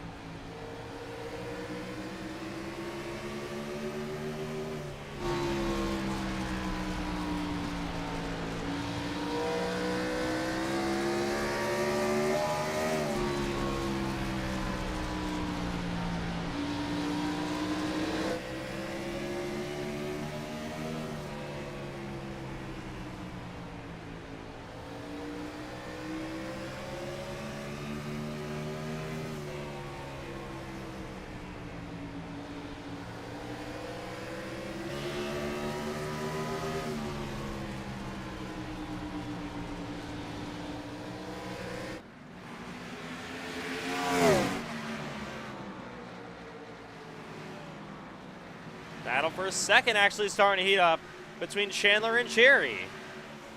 And Chandler's been trying to run down that 9 of Benson, just hasn't been able to do it. And he's now got Richard Cherry trying to take P2 away from him. I don't know if that's shocking or what. He is looking for P2. Down to the inside. Oh, Benson had a kind of a, I don't know if he had a bad corner or what. He lost a bunch of time as they head down the front straightaway yet again. Chandler actually able to close that gap up back to 2/10. Nose to tail between the top 4, all from Team Chevy Motor Club. What a day this organization has had. They, of course, currently lead the team points, but have never had a day quite like this so far. Absolutely incredible by the team. And Chandler actually has got more pace on Benson. What happened to the 9 all of a sudden? Had a half-second lead. It's back to now 2/10. Cherry trying to look to the inside of the 8. This could help Benson.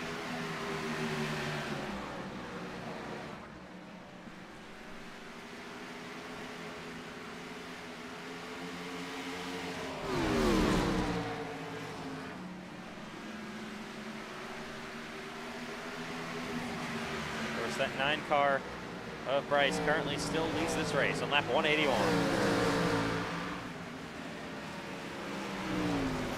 70 laps to go in Bristol. Now he's starting to get his momentum back, I think, for Bryce Benson. I don't know what it was, a couple of bad corners all of a sudden kind of set him a little bit further back on those 2nd and 3rd and 4th place cars, but back up to speed it looks like.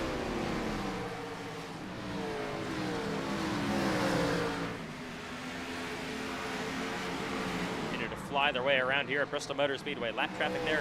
Cole Boston the next one. He might be the last one as well. Aiden Donahue down the move. Aiden just had an abysmal race, unfortunately. We'll see what happens with him down the pits. Currently getting service. Here is Benton to the outside of the lap. 71 of Cole Clausen. Yes, Donahue. He's done awesome. Donahue just running 2 laps down. We'll pull it down to the garage, unfortunately.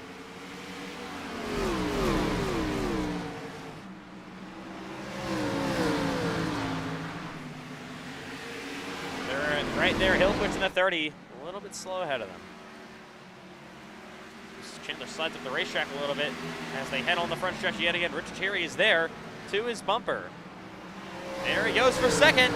Richard Cherry in the low side of Cameron Chandler. And Cameron, you got to give him the spot. Richard Cherry now going to try to run down, I should say, Bryce Benson.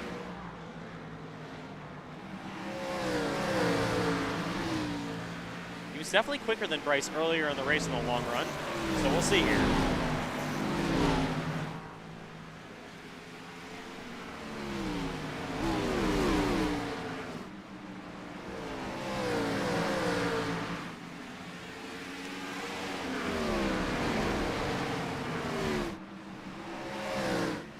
He is there. He closed the gap up.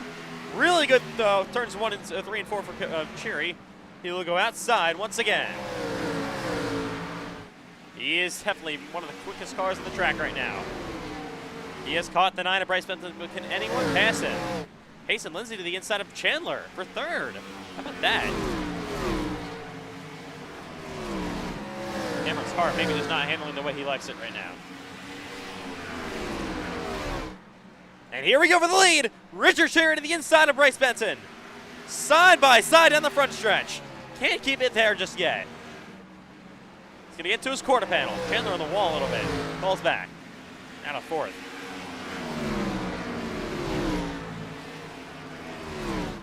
Cherry gonna have momentum coming. He's got a big run. Where's he gonna take it? Has to look inside once again. All over his quarter panel, all over his bumper that is. Richard Cherry is there for the lead. Battling side by side with Benson. He squeezes him down there. Oh, Benson in the wall a little bit. Didn't lose too much time, but Cherry is still to his door. Can Payson Lindsay try to close up back there? Now, Benson back clear on Cherry again. Cherry goes the outside through 3 and 4.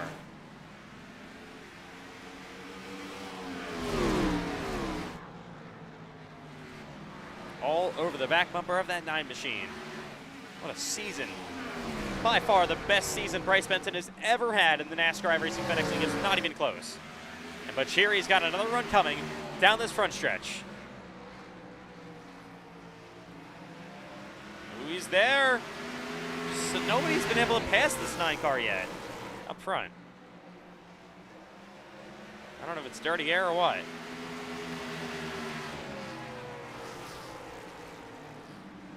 Cheery is though it's his door once again. They're side by side down the front straightaway. Here comes Cheery. Now he's on the bottom of Bryce Benson. He's almost clear. Not sure why we're cutting away, and he is clear.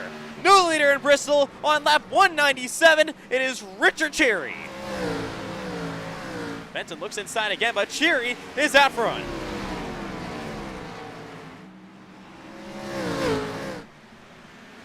Of course, Chandler back there. Oh, the wall. One of it goes to the 9. How about it for Richard Cheery? He now leads the Bristol night race.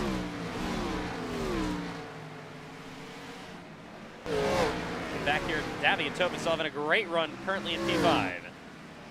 Trotter runs back there in 6th in the 20 car. And Matthew White in 7th. Cole Clausen lap down in 8th. And Cheery is already just pulling away from these rest of the field here. Lap 200 in Bristol. Now for 2nd here. How about Payson Lindsay? Needed this kind of run coming to the day. He had, by the way, over 800 laps in practice preparing for this race, and it's paying off. Goes to the outside for 2nd on Bryce Benson. The 99 would love to win this race today with 50 laps to go in the Bristol night race, and he has P2 from Benson. Now, can he have a chance to run down that 29? He has a lot of laps here, obviously, this week. More than probably anyone in the field. I don't know how you do 800 laps preparing for a race. That's pretty remarkable. We'll see if it pays off here, if we can run down that 29 of Cheery for his 2nd career win. Both these drivers looking for career win number 2. Of course, Cheery just got his 1st win in Pocono. Just so long of trying. It would be pretty funny if after all that time of looking for that 1st win, if he'd get the 2nd one just a few weeks later. This would be, though, his 1st one with Team Chevy Motor Club. But we're looking ahead of ourselves right now. We've got a 2nd lead. Over 150 laps to go now. Of course, Benson, of course, just like Chandler, pace falling off on that race car. Tires are worn out. They are maybe starting to struggle. At the front of the field. Gap still about a 2nd, maybe in the 1.2 between Cheery and that 99 of Lindsay. Chandler's definitely falling back now on pace. Davy and Tobin have an impressive run, like I said. Not a great run for Matthew White. Still kind of been stuck in 7th all day.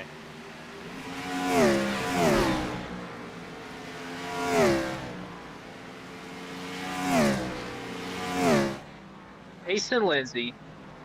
Not Payson, Bryce Benson. No, yeah. Caution's out. Oh, what? Why? While I came off the corner, I guess Bryce Benson got tight and just kind of turned me. Oh, wow. Well, the caution is out here on lap 207. The yellow. Wow, how about that? Let's take a look here. Side by side with, of course, Eli, the lap car. Oh, yeah, just wrecks it. Came down. I don't know. I could have came down a little bit. I don't know. To be honest, he kind of cleaned you out from the looks of that angle. Okay. We're going to ride along with you real quick, though, to make sure.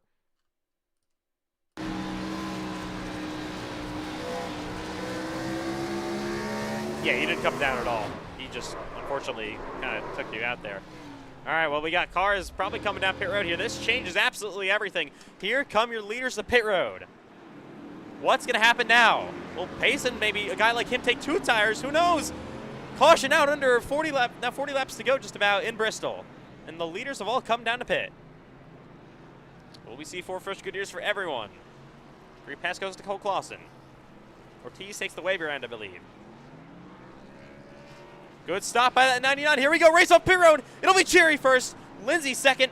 Chandler gets 3rd over Tobin and Rowe. And Bryce Benson having a bad stop back here in the 9. Wow.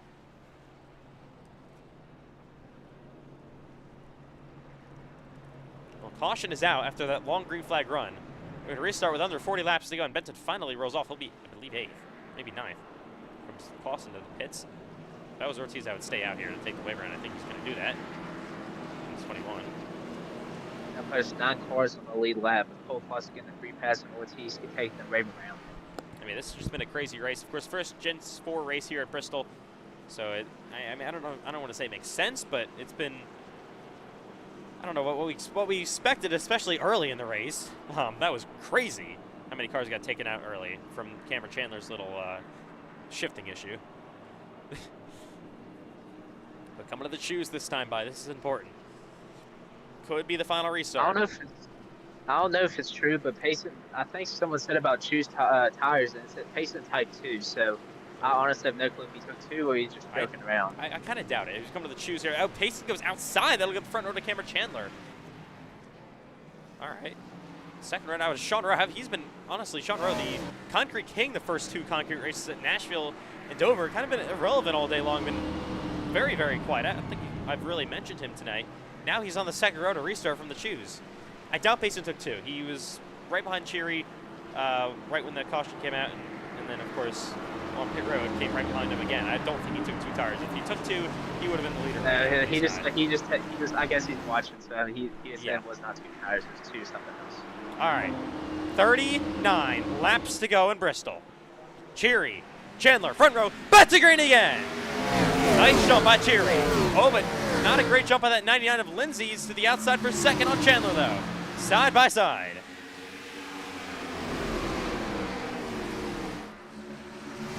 Get back into 3 and 4 yet again. Chandler going to try to clear himself in the wall with Payson Lindsay. They're still door-to-door for P2. This is helping Cheery, by the way. Side by side, down the backstretch for P2. Cameron Chandler to the inside on that 90. Oh, Davian Tobin in the wall. Saves it, doesn't go around. We stay green. That's unfortunate, though. He's got damage. He's had such a great run today. And Payson falls back to third. Cameron Chandler now to second place. Can he run down that 29 of Cheery? We'll see. Cameron Chandler has never lost a Cup Series race here at Bristol. Only other race he hasn't won technically at this racetrack in the Cup Series was Season 2, which he didn't actually attend. So undefeated, 2-0 at this track. Also 1-0 in Grand National. Only ever time he's lost is iCar, which was only 1 race. He won, of course, the race at iCar on here in iCar on Tuesday to win the iCar Pro Series Championship for the 3rd straight season. It's one of his favorite racetracks. Can he run down Cheery for the win? Cheery goes outside to 3 and 4. Chandler trying to rock that bottom line.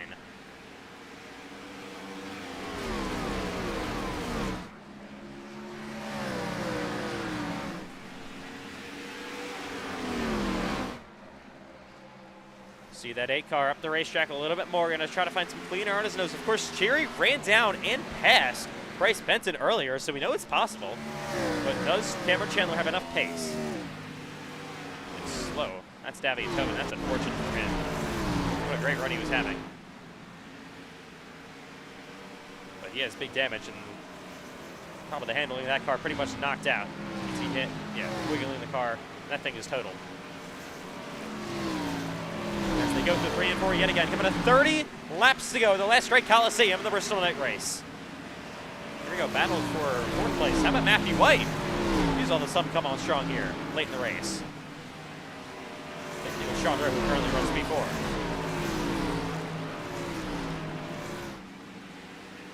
Where will the lap car of Tobin go? Stays to the bottom for now. He is definitely way off the pace with that damage. He's going to slide in the wall again, right in front of your leaders. Stays up there. We'll see what happens here. Matthew White's actually compromised. He is slow down the front straightaway.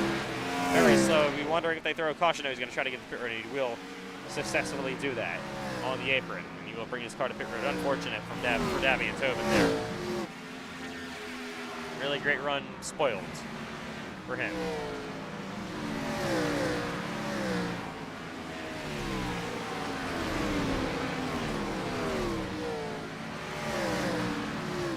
The gap is closer this time between Chandler and Cheery. Oh, Chandler trying to use that bottom line. He's got to run down the back straightaway. They have another lap car to Ortiz, who all of a sudden off the pace. Chandler may use him as a pick. They'll both go outside as Ortiz moves out of the way.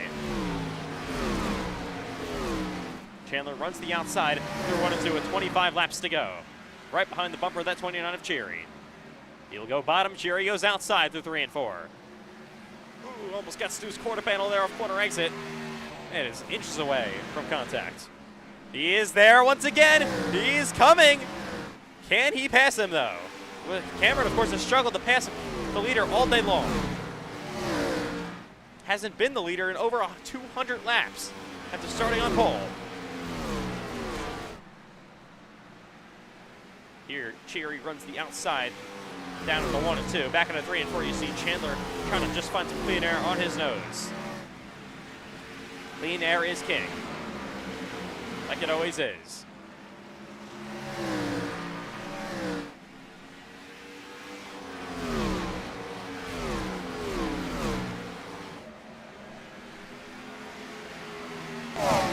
Still looking down the laps here at Bristol. Payson Lindsay still sits there in 3rd. So you would love for these two to get together and maybe have a bit of contact, because Payson would be right there for the win if something happened up front. Chandler, though, looking inside again on Cheery. Here he comes. Can he just keep it side by side? There on the low side with 20 laps to go in Bristol. The battle is on for the win in the Bristol night race. It's been such a long, grueling race all day long to bring us to this point. What are we going to see in the closing laps of this one?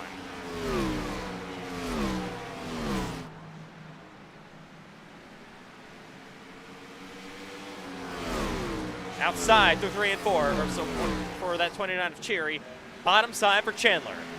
This time Cheery quicker. Chandler slides, loses a couple of tenths.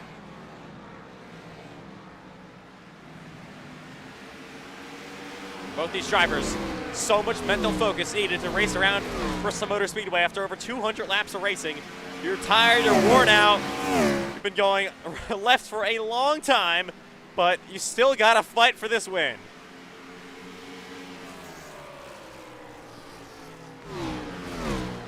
Cheery looking for his only 2nd career win in the Cup Series. Chandler looking for career win number 7, but most importantly, a 3rd straight win at Bristol Motor Speedway. Technically still has never lost at this racetrack, besides that one iCar race. Cheery way up the racetrack, back into 3 and 4. Chandler is there. Almost contact. They slide off corner exit. 15 to go. Watch, look at Payson Lindsay. 8 tenths of a second back. These two battling. He's coming. Reminds me of last night. Top 2 battling for the win. 3rd place Cheery in the Grand National race at Mexico City, closing up the gap.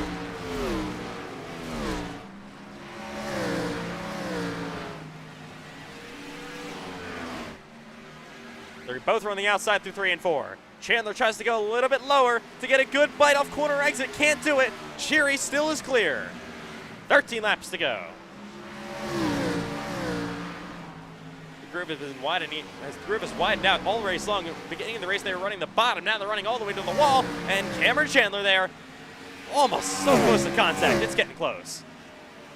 Will he elect to move Cheery for a win if it gets down to that? Payson's getting slowly closer, as I can see in my view. So Payson, I mean, he is right there. So all these laps could be really good. Chandler once again to the inside, though, and Cheery. He is coming.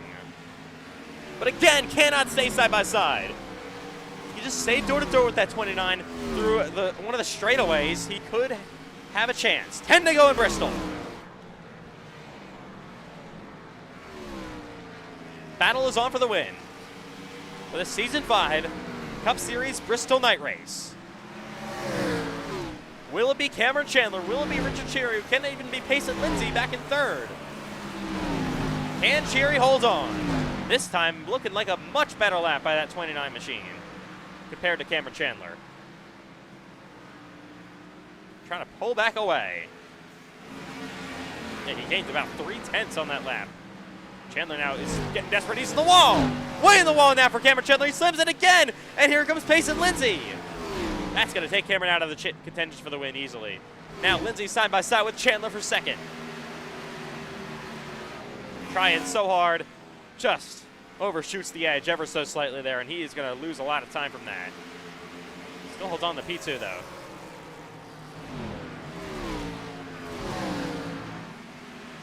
Work their way to the outside of the lap car, Ortiz. And now Richard Cherry, he's got the lead. Here is Payson Lindsay for P2 on the inside of Cameron Chandler. Still, it'll be a fantastic point stay for Payson, even without a win.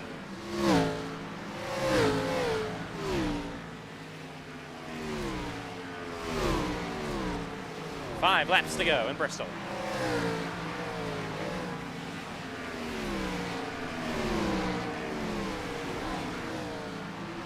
Richard Cherry, though, now a 1.7 second lead. All he's hoping for now is no caution to the end of this race. Of course, he picked up his first career win a couple of weeks ago. What a special win that was, filling in for Matthew White and Pocono. Took victory then that race. Was so special for his first win, and now could be on the way to already his second win of the year, but this one might even be maybe even bigger, I don't know, for the Bristol night race. Battle for second continues to rage on between teammates. Cherry coming to Tudio this time by.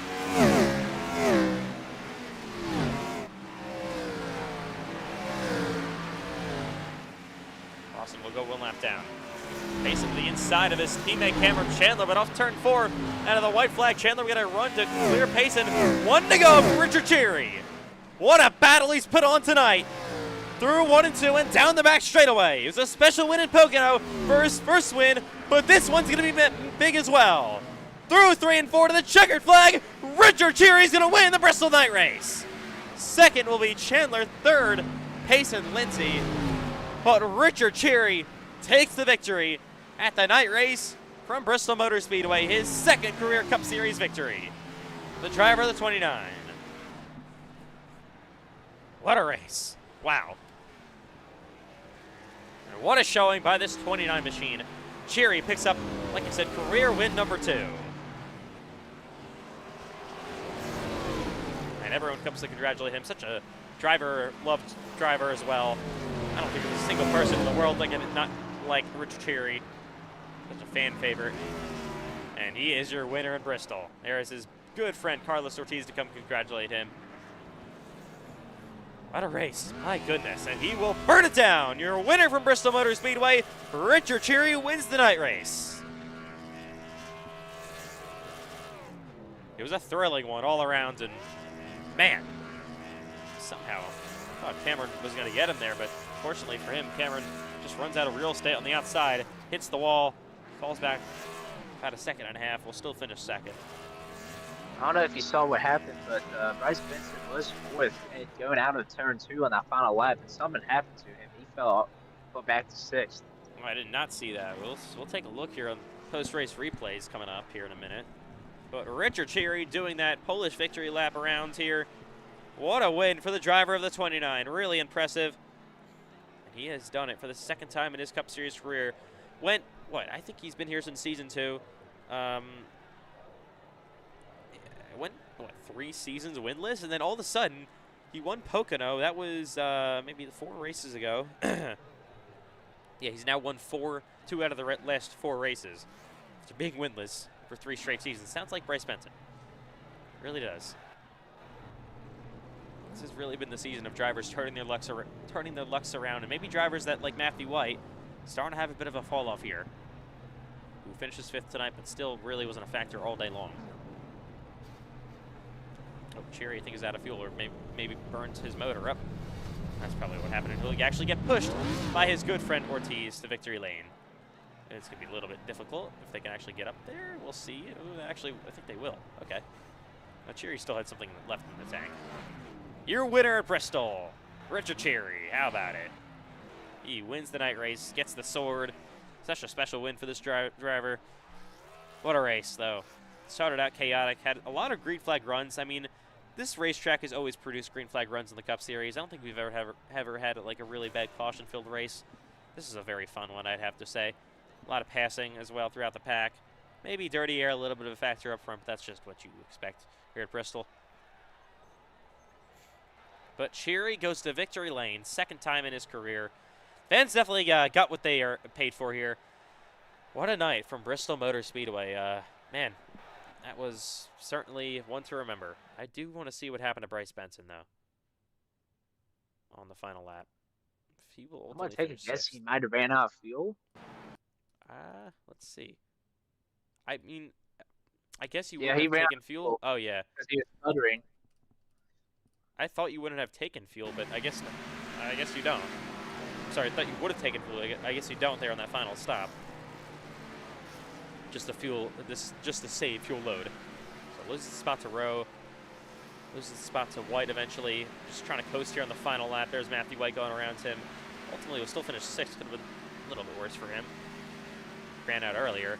Crossed the line in P6 with no fuel. Man, what a day from Bristol Motor Speedway. That will do it. Richard Cherry is your winner. And a thrilling win for the driver of the 29. Ultimately, was the most dominant day for Cherry, but that did not matter at the end. Led 55 laps, still a good day. But unfortunate, though. You got to bring this up again for Trenton Wilkin. He led the race high 110 laps, won the stage, but that's just so unfortunate there at the end. I got a feel for him, especially.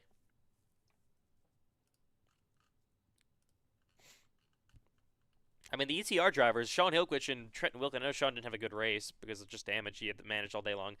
But, I mean, Eli, they had a lot of speed today. Drivers that you'd usually in this Gen 4 car especially, don't see them running up front anymore. Yeah, a lot of speed out of these guys. The results maybe not show for guys like Trent Wilkin, but like they had a lot of speed. Hillquich had really good pace in practice and qualifying. He was very quick until he got a little bit of damage. Once you get a little bit of damage here, it's hard to turn this car. But ETR had a lot of speed here. Pace and Lindsay had some very good long run pace. All those laps did help him out. Get P3, decent amount of stage points, get him closer and closer to that cutoff line. Yeah, this is a great points day for Pace and Lindsay. We're going to have the post-race interviews coming up. Of course, first of all, your winner, Richard Cherry. Richard Cherry, how about it? You win the Season 5 Bristol Night Race. You hold on. Cameron Chandler, that was hounding on your rear bumper there. And he unfortunately for him hit the wall, and that let you guys just cruise to victory lane. So first of all, take me through that pass though on Bryce Benson that kind of set this up, and then how you ultimately held on for the win. I mean, it was just, I don't know if luck or that I had a lower brake bias, so I was able to get the rotation on the bottom. Just passed him, and from then on, if that race would have gone on the long run, maybe Payson would have had something, but then on that restart with like 39 to go, I was really tense with Cam, and I mean, I was nervous, dude. Just he was right on my bumper, and I was really loose off the corners, and then he got desperate because it's impossible to pass here, and just hit the wall. From that point on, I just had to cruise to victory. So, really good first win with TCMC finally. Lucas Kim, you gotta pay me, man. I mean, the winning bonus, it's not gonna go up in the air like that. So, just let's sign a petition for him to please pay me. I've also done a lot of work with coins in my humanities class, so and my employer doesn't pay me, so. Me tienes que pagar, por favor. Yo no hago yo no me pongo a pintar esas monedas por nada, Talia. Así que, bueno, el caso. Well, of course, Cherry, what a thrilling victory, though, it was here. Holding on. There was tense moments for us in the booth as well. For you guys just at the last second try to hold on for that win. Ultimately, of course, you hit the wall, and that kind of put some pressure off of you guys. But how about this now? You won your first race after so many seasons of trying in Pocono. What was 4 races ago? Now you win another one a couple of races later. Like, what has all of a sudden changed for you guys? Luck side, 2 wins in the last 4 races. You can see the opposite side with Aiden. Just we progress on iRacing and everything and adapt to the changes. And unfortunately for him, I think that's the main issue. Just he hasn't been able to adapt that well. Unfortunately, I wish he can turn his season around and be competing with us. I mean, he was always a blast. If you could beat him, you had really done a good job. And it's gonna be like that. I hope it's gonna be like that on the nearby future, because you wanna be able to beat Aiden on his day. So. Well, of course, just a long, grueling race. Like, as a driver, I know it's iRacing, but like, does this kind of race just the amount of turns you have to make here at Bristol Motor Speedway, the amount of focus, does this mentally or even physically exhaust you guys? A little bit on the physically on the right hand, but I don't go to the gym unfortunately, so it gets more time for me. But eventually you get used to it. By the end of that race, I wasn't even kind of tired, just tense. But if you dominate the race, it's not really tiring. You gotta drive the car. That's all. Well, of course, one last question here before we let you go celebrate. We, of course, go to Homestead, Miami next week. Of course, your home racetrack. Like, how special is it now to, after coming off a win here, to have this momentum rolling into your home track? What do you guys think you could do next week? I hope win. I mean, I want to win at my home track, so it's really cool to be able to race. Even on iRacing, it's not as good as on real life, but yeah, I hope Lucas King can provide us fast cars again, like this week, 1, 2, 3 for TCMC. So Nice try. 1, 2, 3. Um, Anyways, cheerio. Well, big congratulations on the win here. You are a Season 5 Bristol Night Race. You defeat the two-time winner here, Bristol Cameron Chandler, to do it. Have fun celebrating with your new sword for winning here, and we'll see you next week in Miami. hell yeah! That was your winner, Richard Cheery. What a victory for him. Incredible. Cameron Chandler comes up next. He only led 20 laps tonight, which is shocking for after he started on pole. We expected him to win this race. Cameron Chandler, you guys came into today on a streak of 2 straight Cup Series wins at Bristol, having never lost a race at Bristol in the league outside of the one iCar race last season. You guys ultimately will come home in second place. You only led 20 laps today. First of all, way back in the race, I want you guys to take me through what happened there on that little misshift that kind of lost you the lead and just ultimately never ever really able to recover from that. Yeah, I don't know. I mean, I got a good launch like I was hoping. Went to go put it in the third, and I really don't know. It just didn't go into third. Was in neutral. I put in the clutch trying to fix it. Finally got it into third, but it was already too late. I was getting ran in by Hillquist. He just had nowhere to go, and unfortunately, it junked a bunch of race cars. And I feel bad for all those guys that got taken out. Hillquist, Donahue. I don't know who else was in it, but all those guys that was in it. Same thing that happened to me at Dover with Cole Clausen, and it took me out the race. So I feel like those guys, especially Hillquist, he was up there. He seemed like he was pretty fast. I know it's one of his best tracks. I hate to take him out of contention that early, and it even took me out of contention. I mean, just lost all the track position. Was awful on the long run, and yeah, just unfortunate. It's still good to rally back second. I feel like at least at the end, we had a car to win, but never know when you throw away your track position by just plain skill issues. Well, Cameron, this is a interesting question I want to ask. What would you compare? Of course, you've obviously ran the last 2 races here at Bristol with the next gen. What would you compare it? Like, what has worse dirty air, the next gen car here at Bristol or this Gen 4? Actually, I didn't. I mean, I don't know if I would put this more in dirty air. Even either car. I don't think you would put either car in dirty air. I never really noticed it too much in either car. Maybe a little bit more in this car, but you still can drive around it. The issue is it's just the top. You get a car to the outside, and this really happens at almost any track. You get a car on the outside, and it's nearly impossible to pass them unless you can throw a slider, which obviously here at Bristol, yeah, that's not going to happen. So, and also it didn't even help for I don't know what they put on against the outside wall in the corners, but if you even looked at that darkness up there wrong, you're going up into the fence and losing a bunch of time, and that's what ultimately took me out of it. I drove in a little too hard, got up into the dark stuff, got into the fence, and lost all the track position. But yeah, I don't think it's on dirty air. It's just we're running such tight race cars. You don't really get loose that often in these cars, so it's just plowing up to the top, and if you're tight, that's where you want to go. You want to go right to the wall. Well, of course, next week we go to Miami, Homestead Miami Speedway. You guys in the league have never really had the best success there. I don't think you've ever won there in the league, but coming to this race, how confident are you to maybe change that stat? I don't know, really, honestly. When I came into this league, Homestead, it was one of my worst tracks. I feel like I've gotten a lot better there now, but I don't know. I've only ran 1 race in this league at that track, and we were in decent position. We weren't gonna win the race. I don't even know if we were top 5, but that was the crap gen. But we're in decent position, but we got taken out there. So I don't know. We've been a lot faster in this car. I think we had 3 poles in a row, and hopefully we can go make some noise out in Homestead and maybe get a second win. That's what I'm looking for. I don't want to have another one win for God knows however many weeks.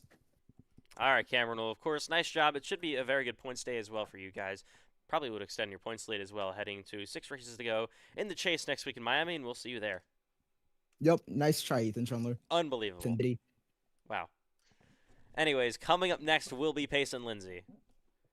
Pace and Lindsay, real quick, I just got to tell you that you lost an additional 16 points on your account because you didn't race Charlotte, and you scored 16 points in Charlotte, so that's what. He's gone. Okay. I don't know if you heard what I said, but did you?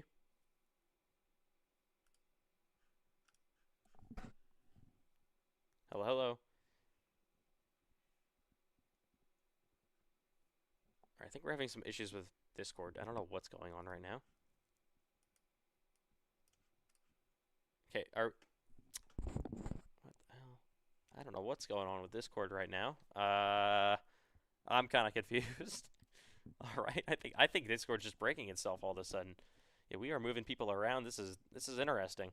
Yeah, it's not us. This is Discord just dying. But okay.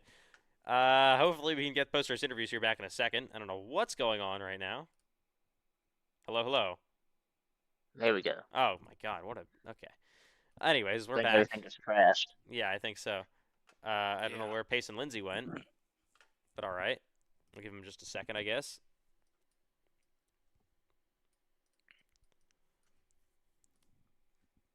So we'll see if Payson comes back here for a post-race interview.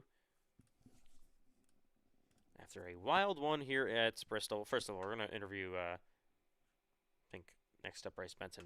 I guess we'll just take him for now. Oh, here comes Payson.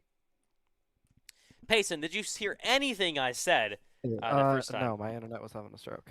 All right. Well, first of all, you guys, I just want to answer your question in the general chat. You guys lost 30 points, but you actually lost an additional 16 on your account because, you weren't really there for Charlotte. How large? Yeah, nice try. Anyways, you guys have a great run in Bristol. You finished third. I mean, this is probably one of the best runs I've ever seen you have at a track that's not called Daytona or Talladega. So, I mean, what was working for you guys? Yeah, I mean, we just had really, really good long run pace. We were just like a tenth or two off on the short run. Just couldn't quite stay up there. That second to last run, we were just kind of sitting fourth in line. Couldn't really make any moves. But the second we got on like a longer run, the car just really, really kicked in. And we had a lot of speed. I don't know if some of it had to do with clean air, because once Cheery got clean air, he kind of drove away from us on that second to last run. But then once we got to that last run, and there was a short run for a little bit, we just fell like 1.3 and 1.2-ish seconds back, and we just couldn't really do anything.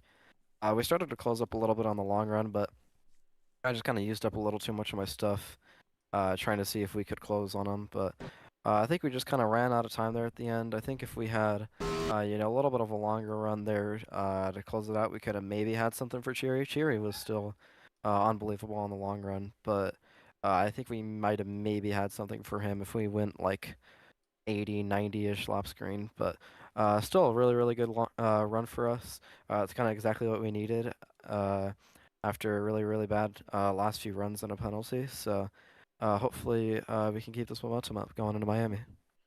Well, of course, yeah, heading to Homestead next week.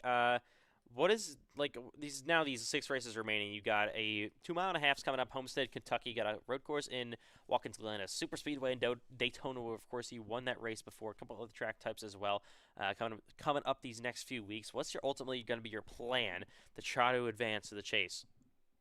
Yeah, kind of just like we did today, just trying to maximize stage points, We started in the back today, and we still got P5 in the stage, so definitely if we can just get some stage points. I don't think I'll be the strongest at Miami. That's definitely my weakest mile and a half, but if we can just pull some strategy and get some couple stage points, hopefully we can kind of some stage points to cancel out possibly a worse finish. All right, Payson. Well, nice job. Great finish for you guys. P3, exactly what you needed, and we'll see you next week from Homestead. Yeah, thank you. All right. I forget what I call, by the way. Wow. Coming up next will be Bryce Benson. Bryce Benson leading the race here with about 50 or so laps to go, and then unfortunately for you guys, you lost it there to Rich Cherry, and then you kind of fell back after that, and you've ultimately finished sixth. I think you ran out of fuel there in the final lap. Is that what happened? Yeah. So ultimately, Yeah. take me through what was going. I don't want to say wrong, but like what more you needed there late in the race outside of the fuel situation.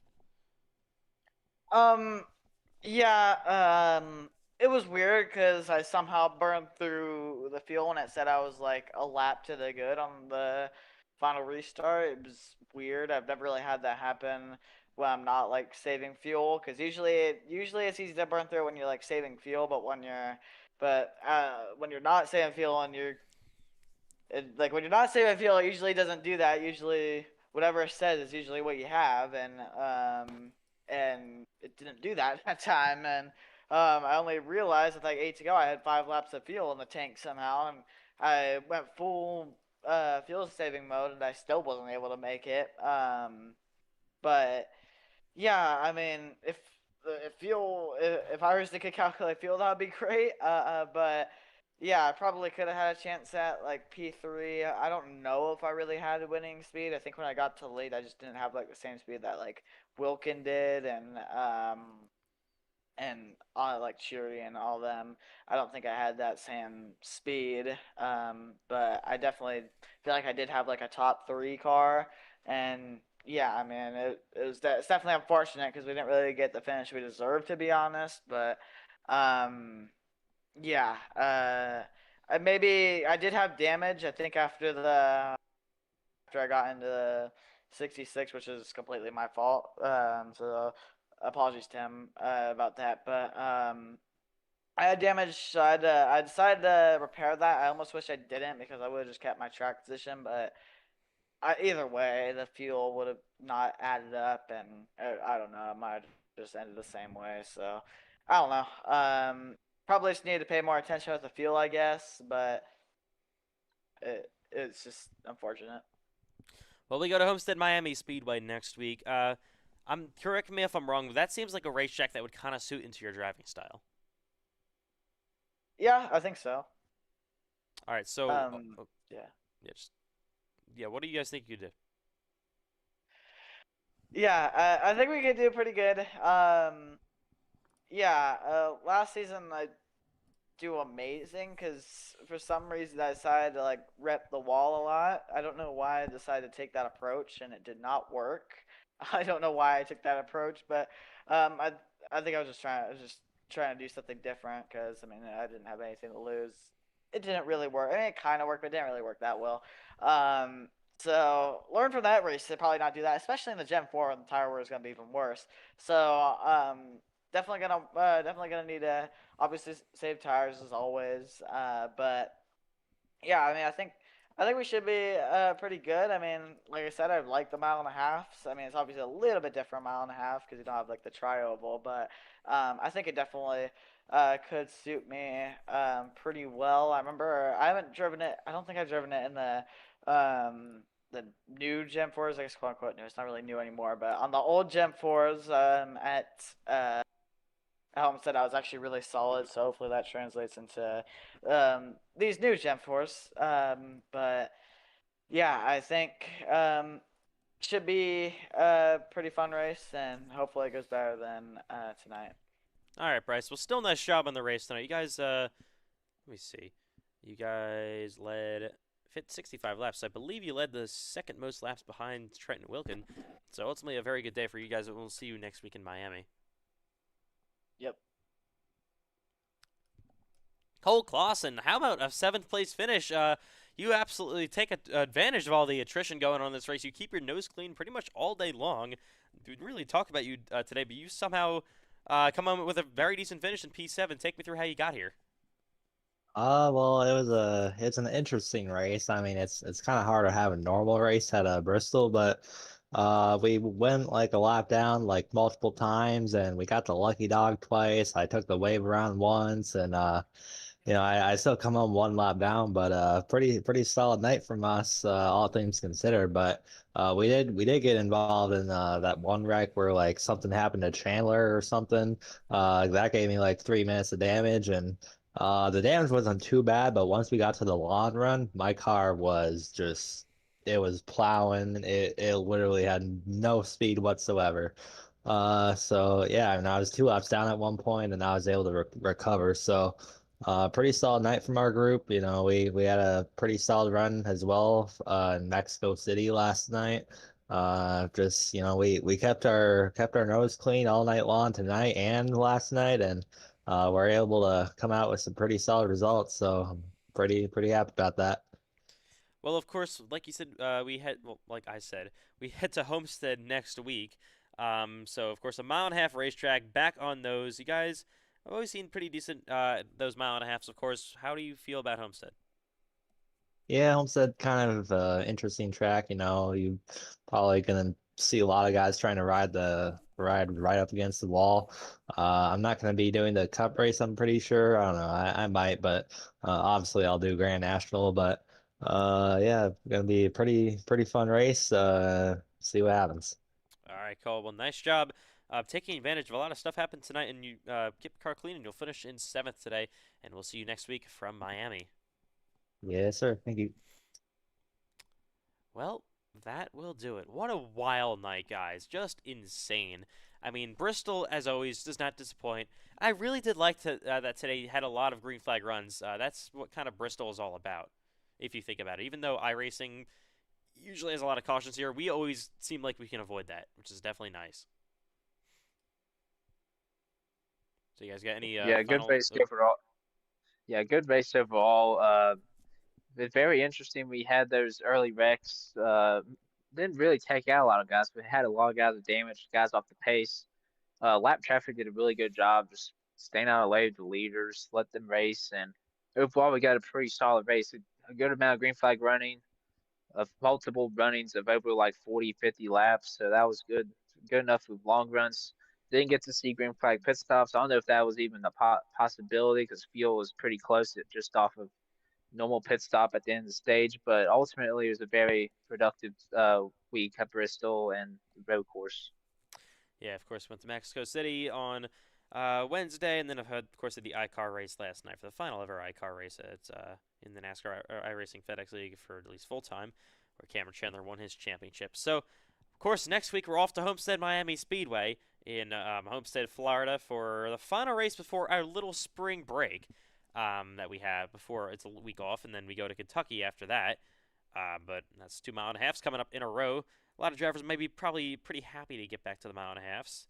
Well, we had one last week in Charlotte, but that was definitely a different one. It was the Charlotte 600, and Charlotte's a little bit different. But of course, we got Homestead coming up next week. We also have lobbies coming up tomorrow night. I'll bring you through the schedule for tomorrow real quick. It's a pretty good one. We start off. Landon Johnson doesn't like it, but we start off with the Gen 6 cars from Richmond Raceway, another short track. Then we go to Legacy Daytona with the 1987 Legends Winston Cup Series cars. That should be really fun. They are very fast, by the way. And then the main event is the brand new Rams at the brand new St. Petersburg track for the Truck Series. That should be really fun and brand new for both those, the car or the truck that you're going to see on the racetrack for the Ram, and then, of course, St. Petersburg, the racetrack. So that all quick starts tomorrow night, Friday night lobbies, week 43 on at 9:30 p.m. Eastern Time. But, of course, for us tonight, that will do it at the Last Great Coliseum. What a Bristol night race it was. That one did not disappoint. Richard Cheery takes his second career victory and had to work for that one very, very hardly. So that will do it tonight. On behalf of all team owners, commentators, drivers, officials, everyone involved making this league what it is, we actually do have an IndyCar race next week as well. It's on Tuesday at the Indianapolis Motor Speedway for the second IndyCar race of the year. So for official races, we'll see you there in Indianapolis, then at Homestead Miami Speedway for next week. But of course, we'll see you, first of all, for lobbies tomorrow night. Good night from the Bristol Motor Speedway. This has been the Cup Series Bristol Night Race. Congratulations to Richard Cheery.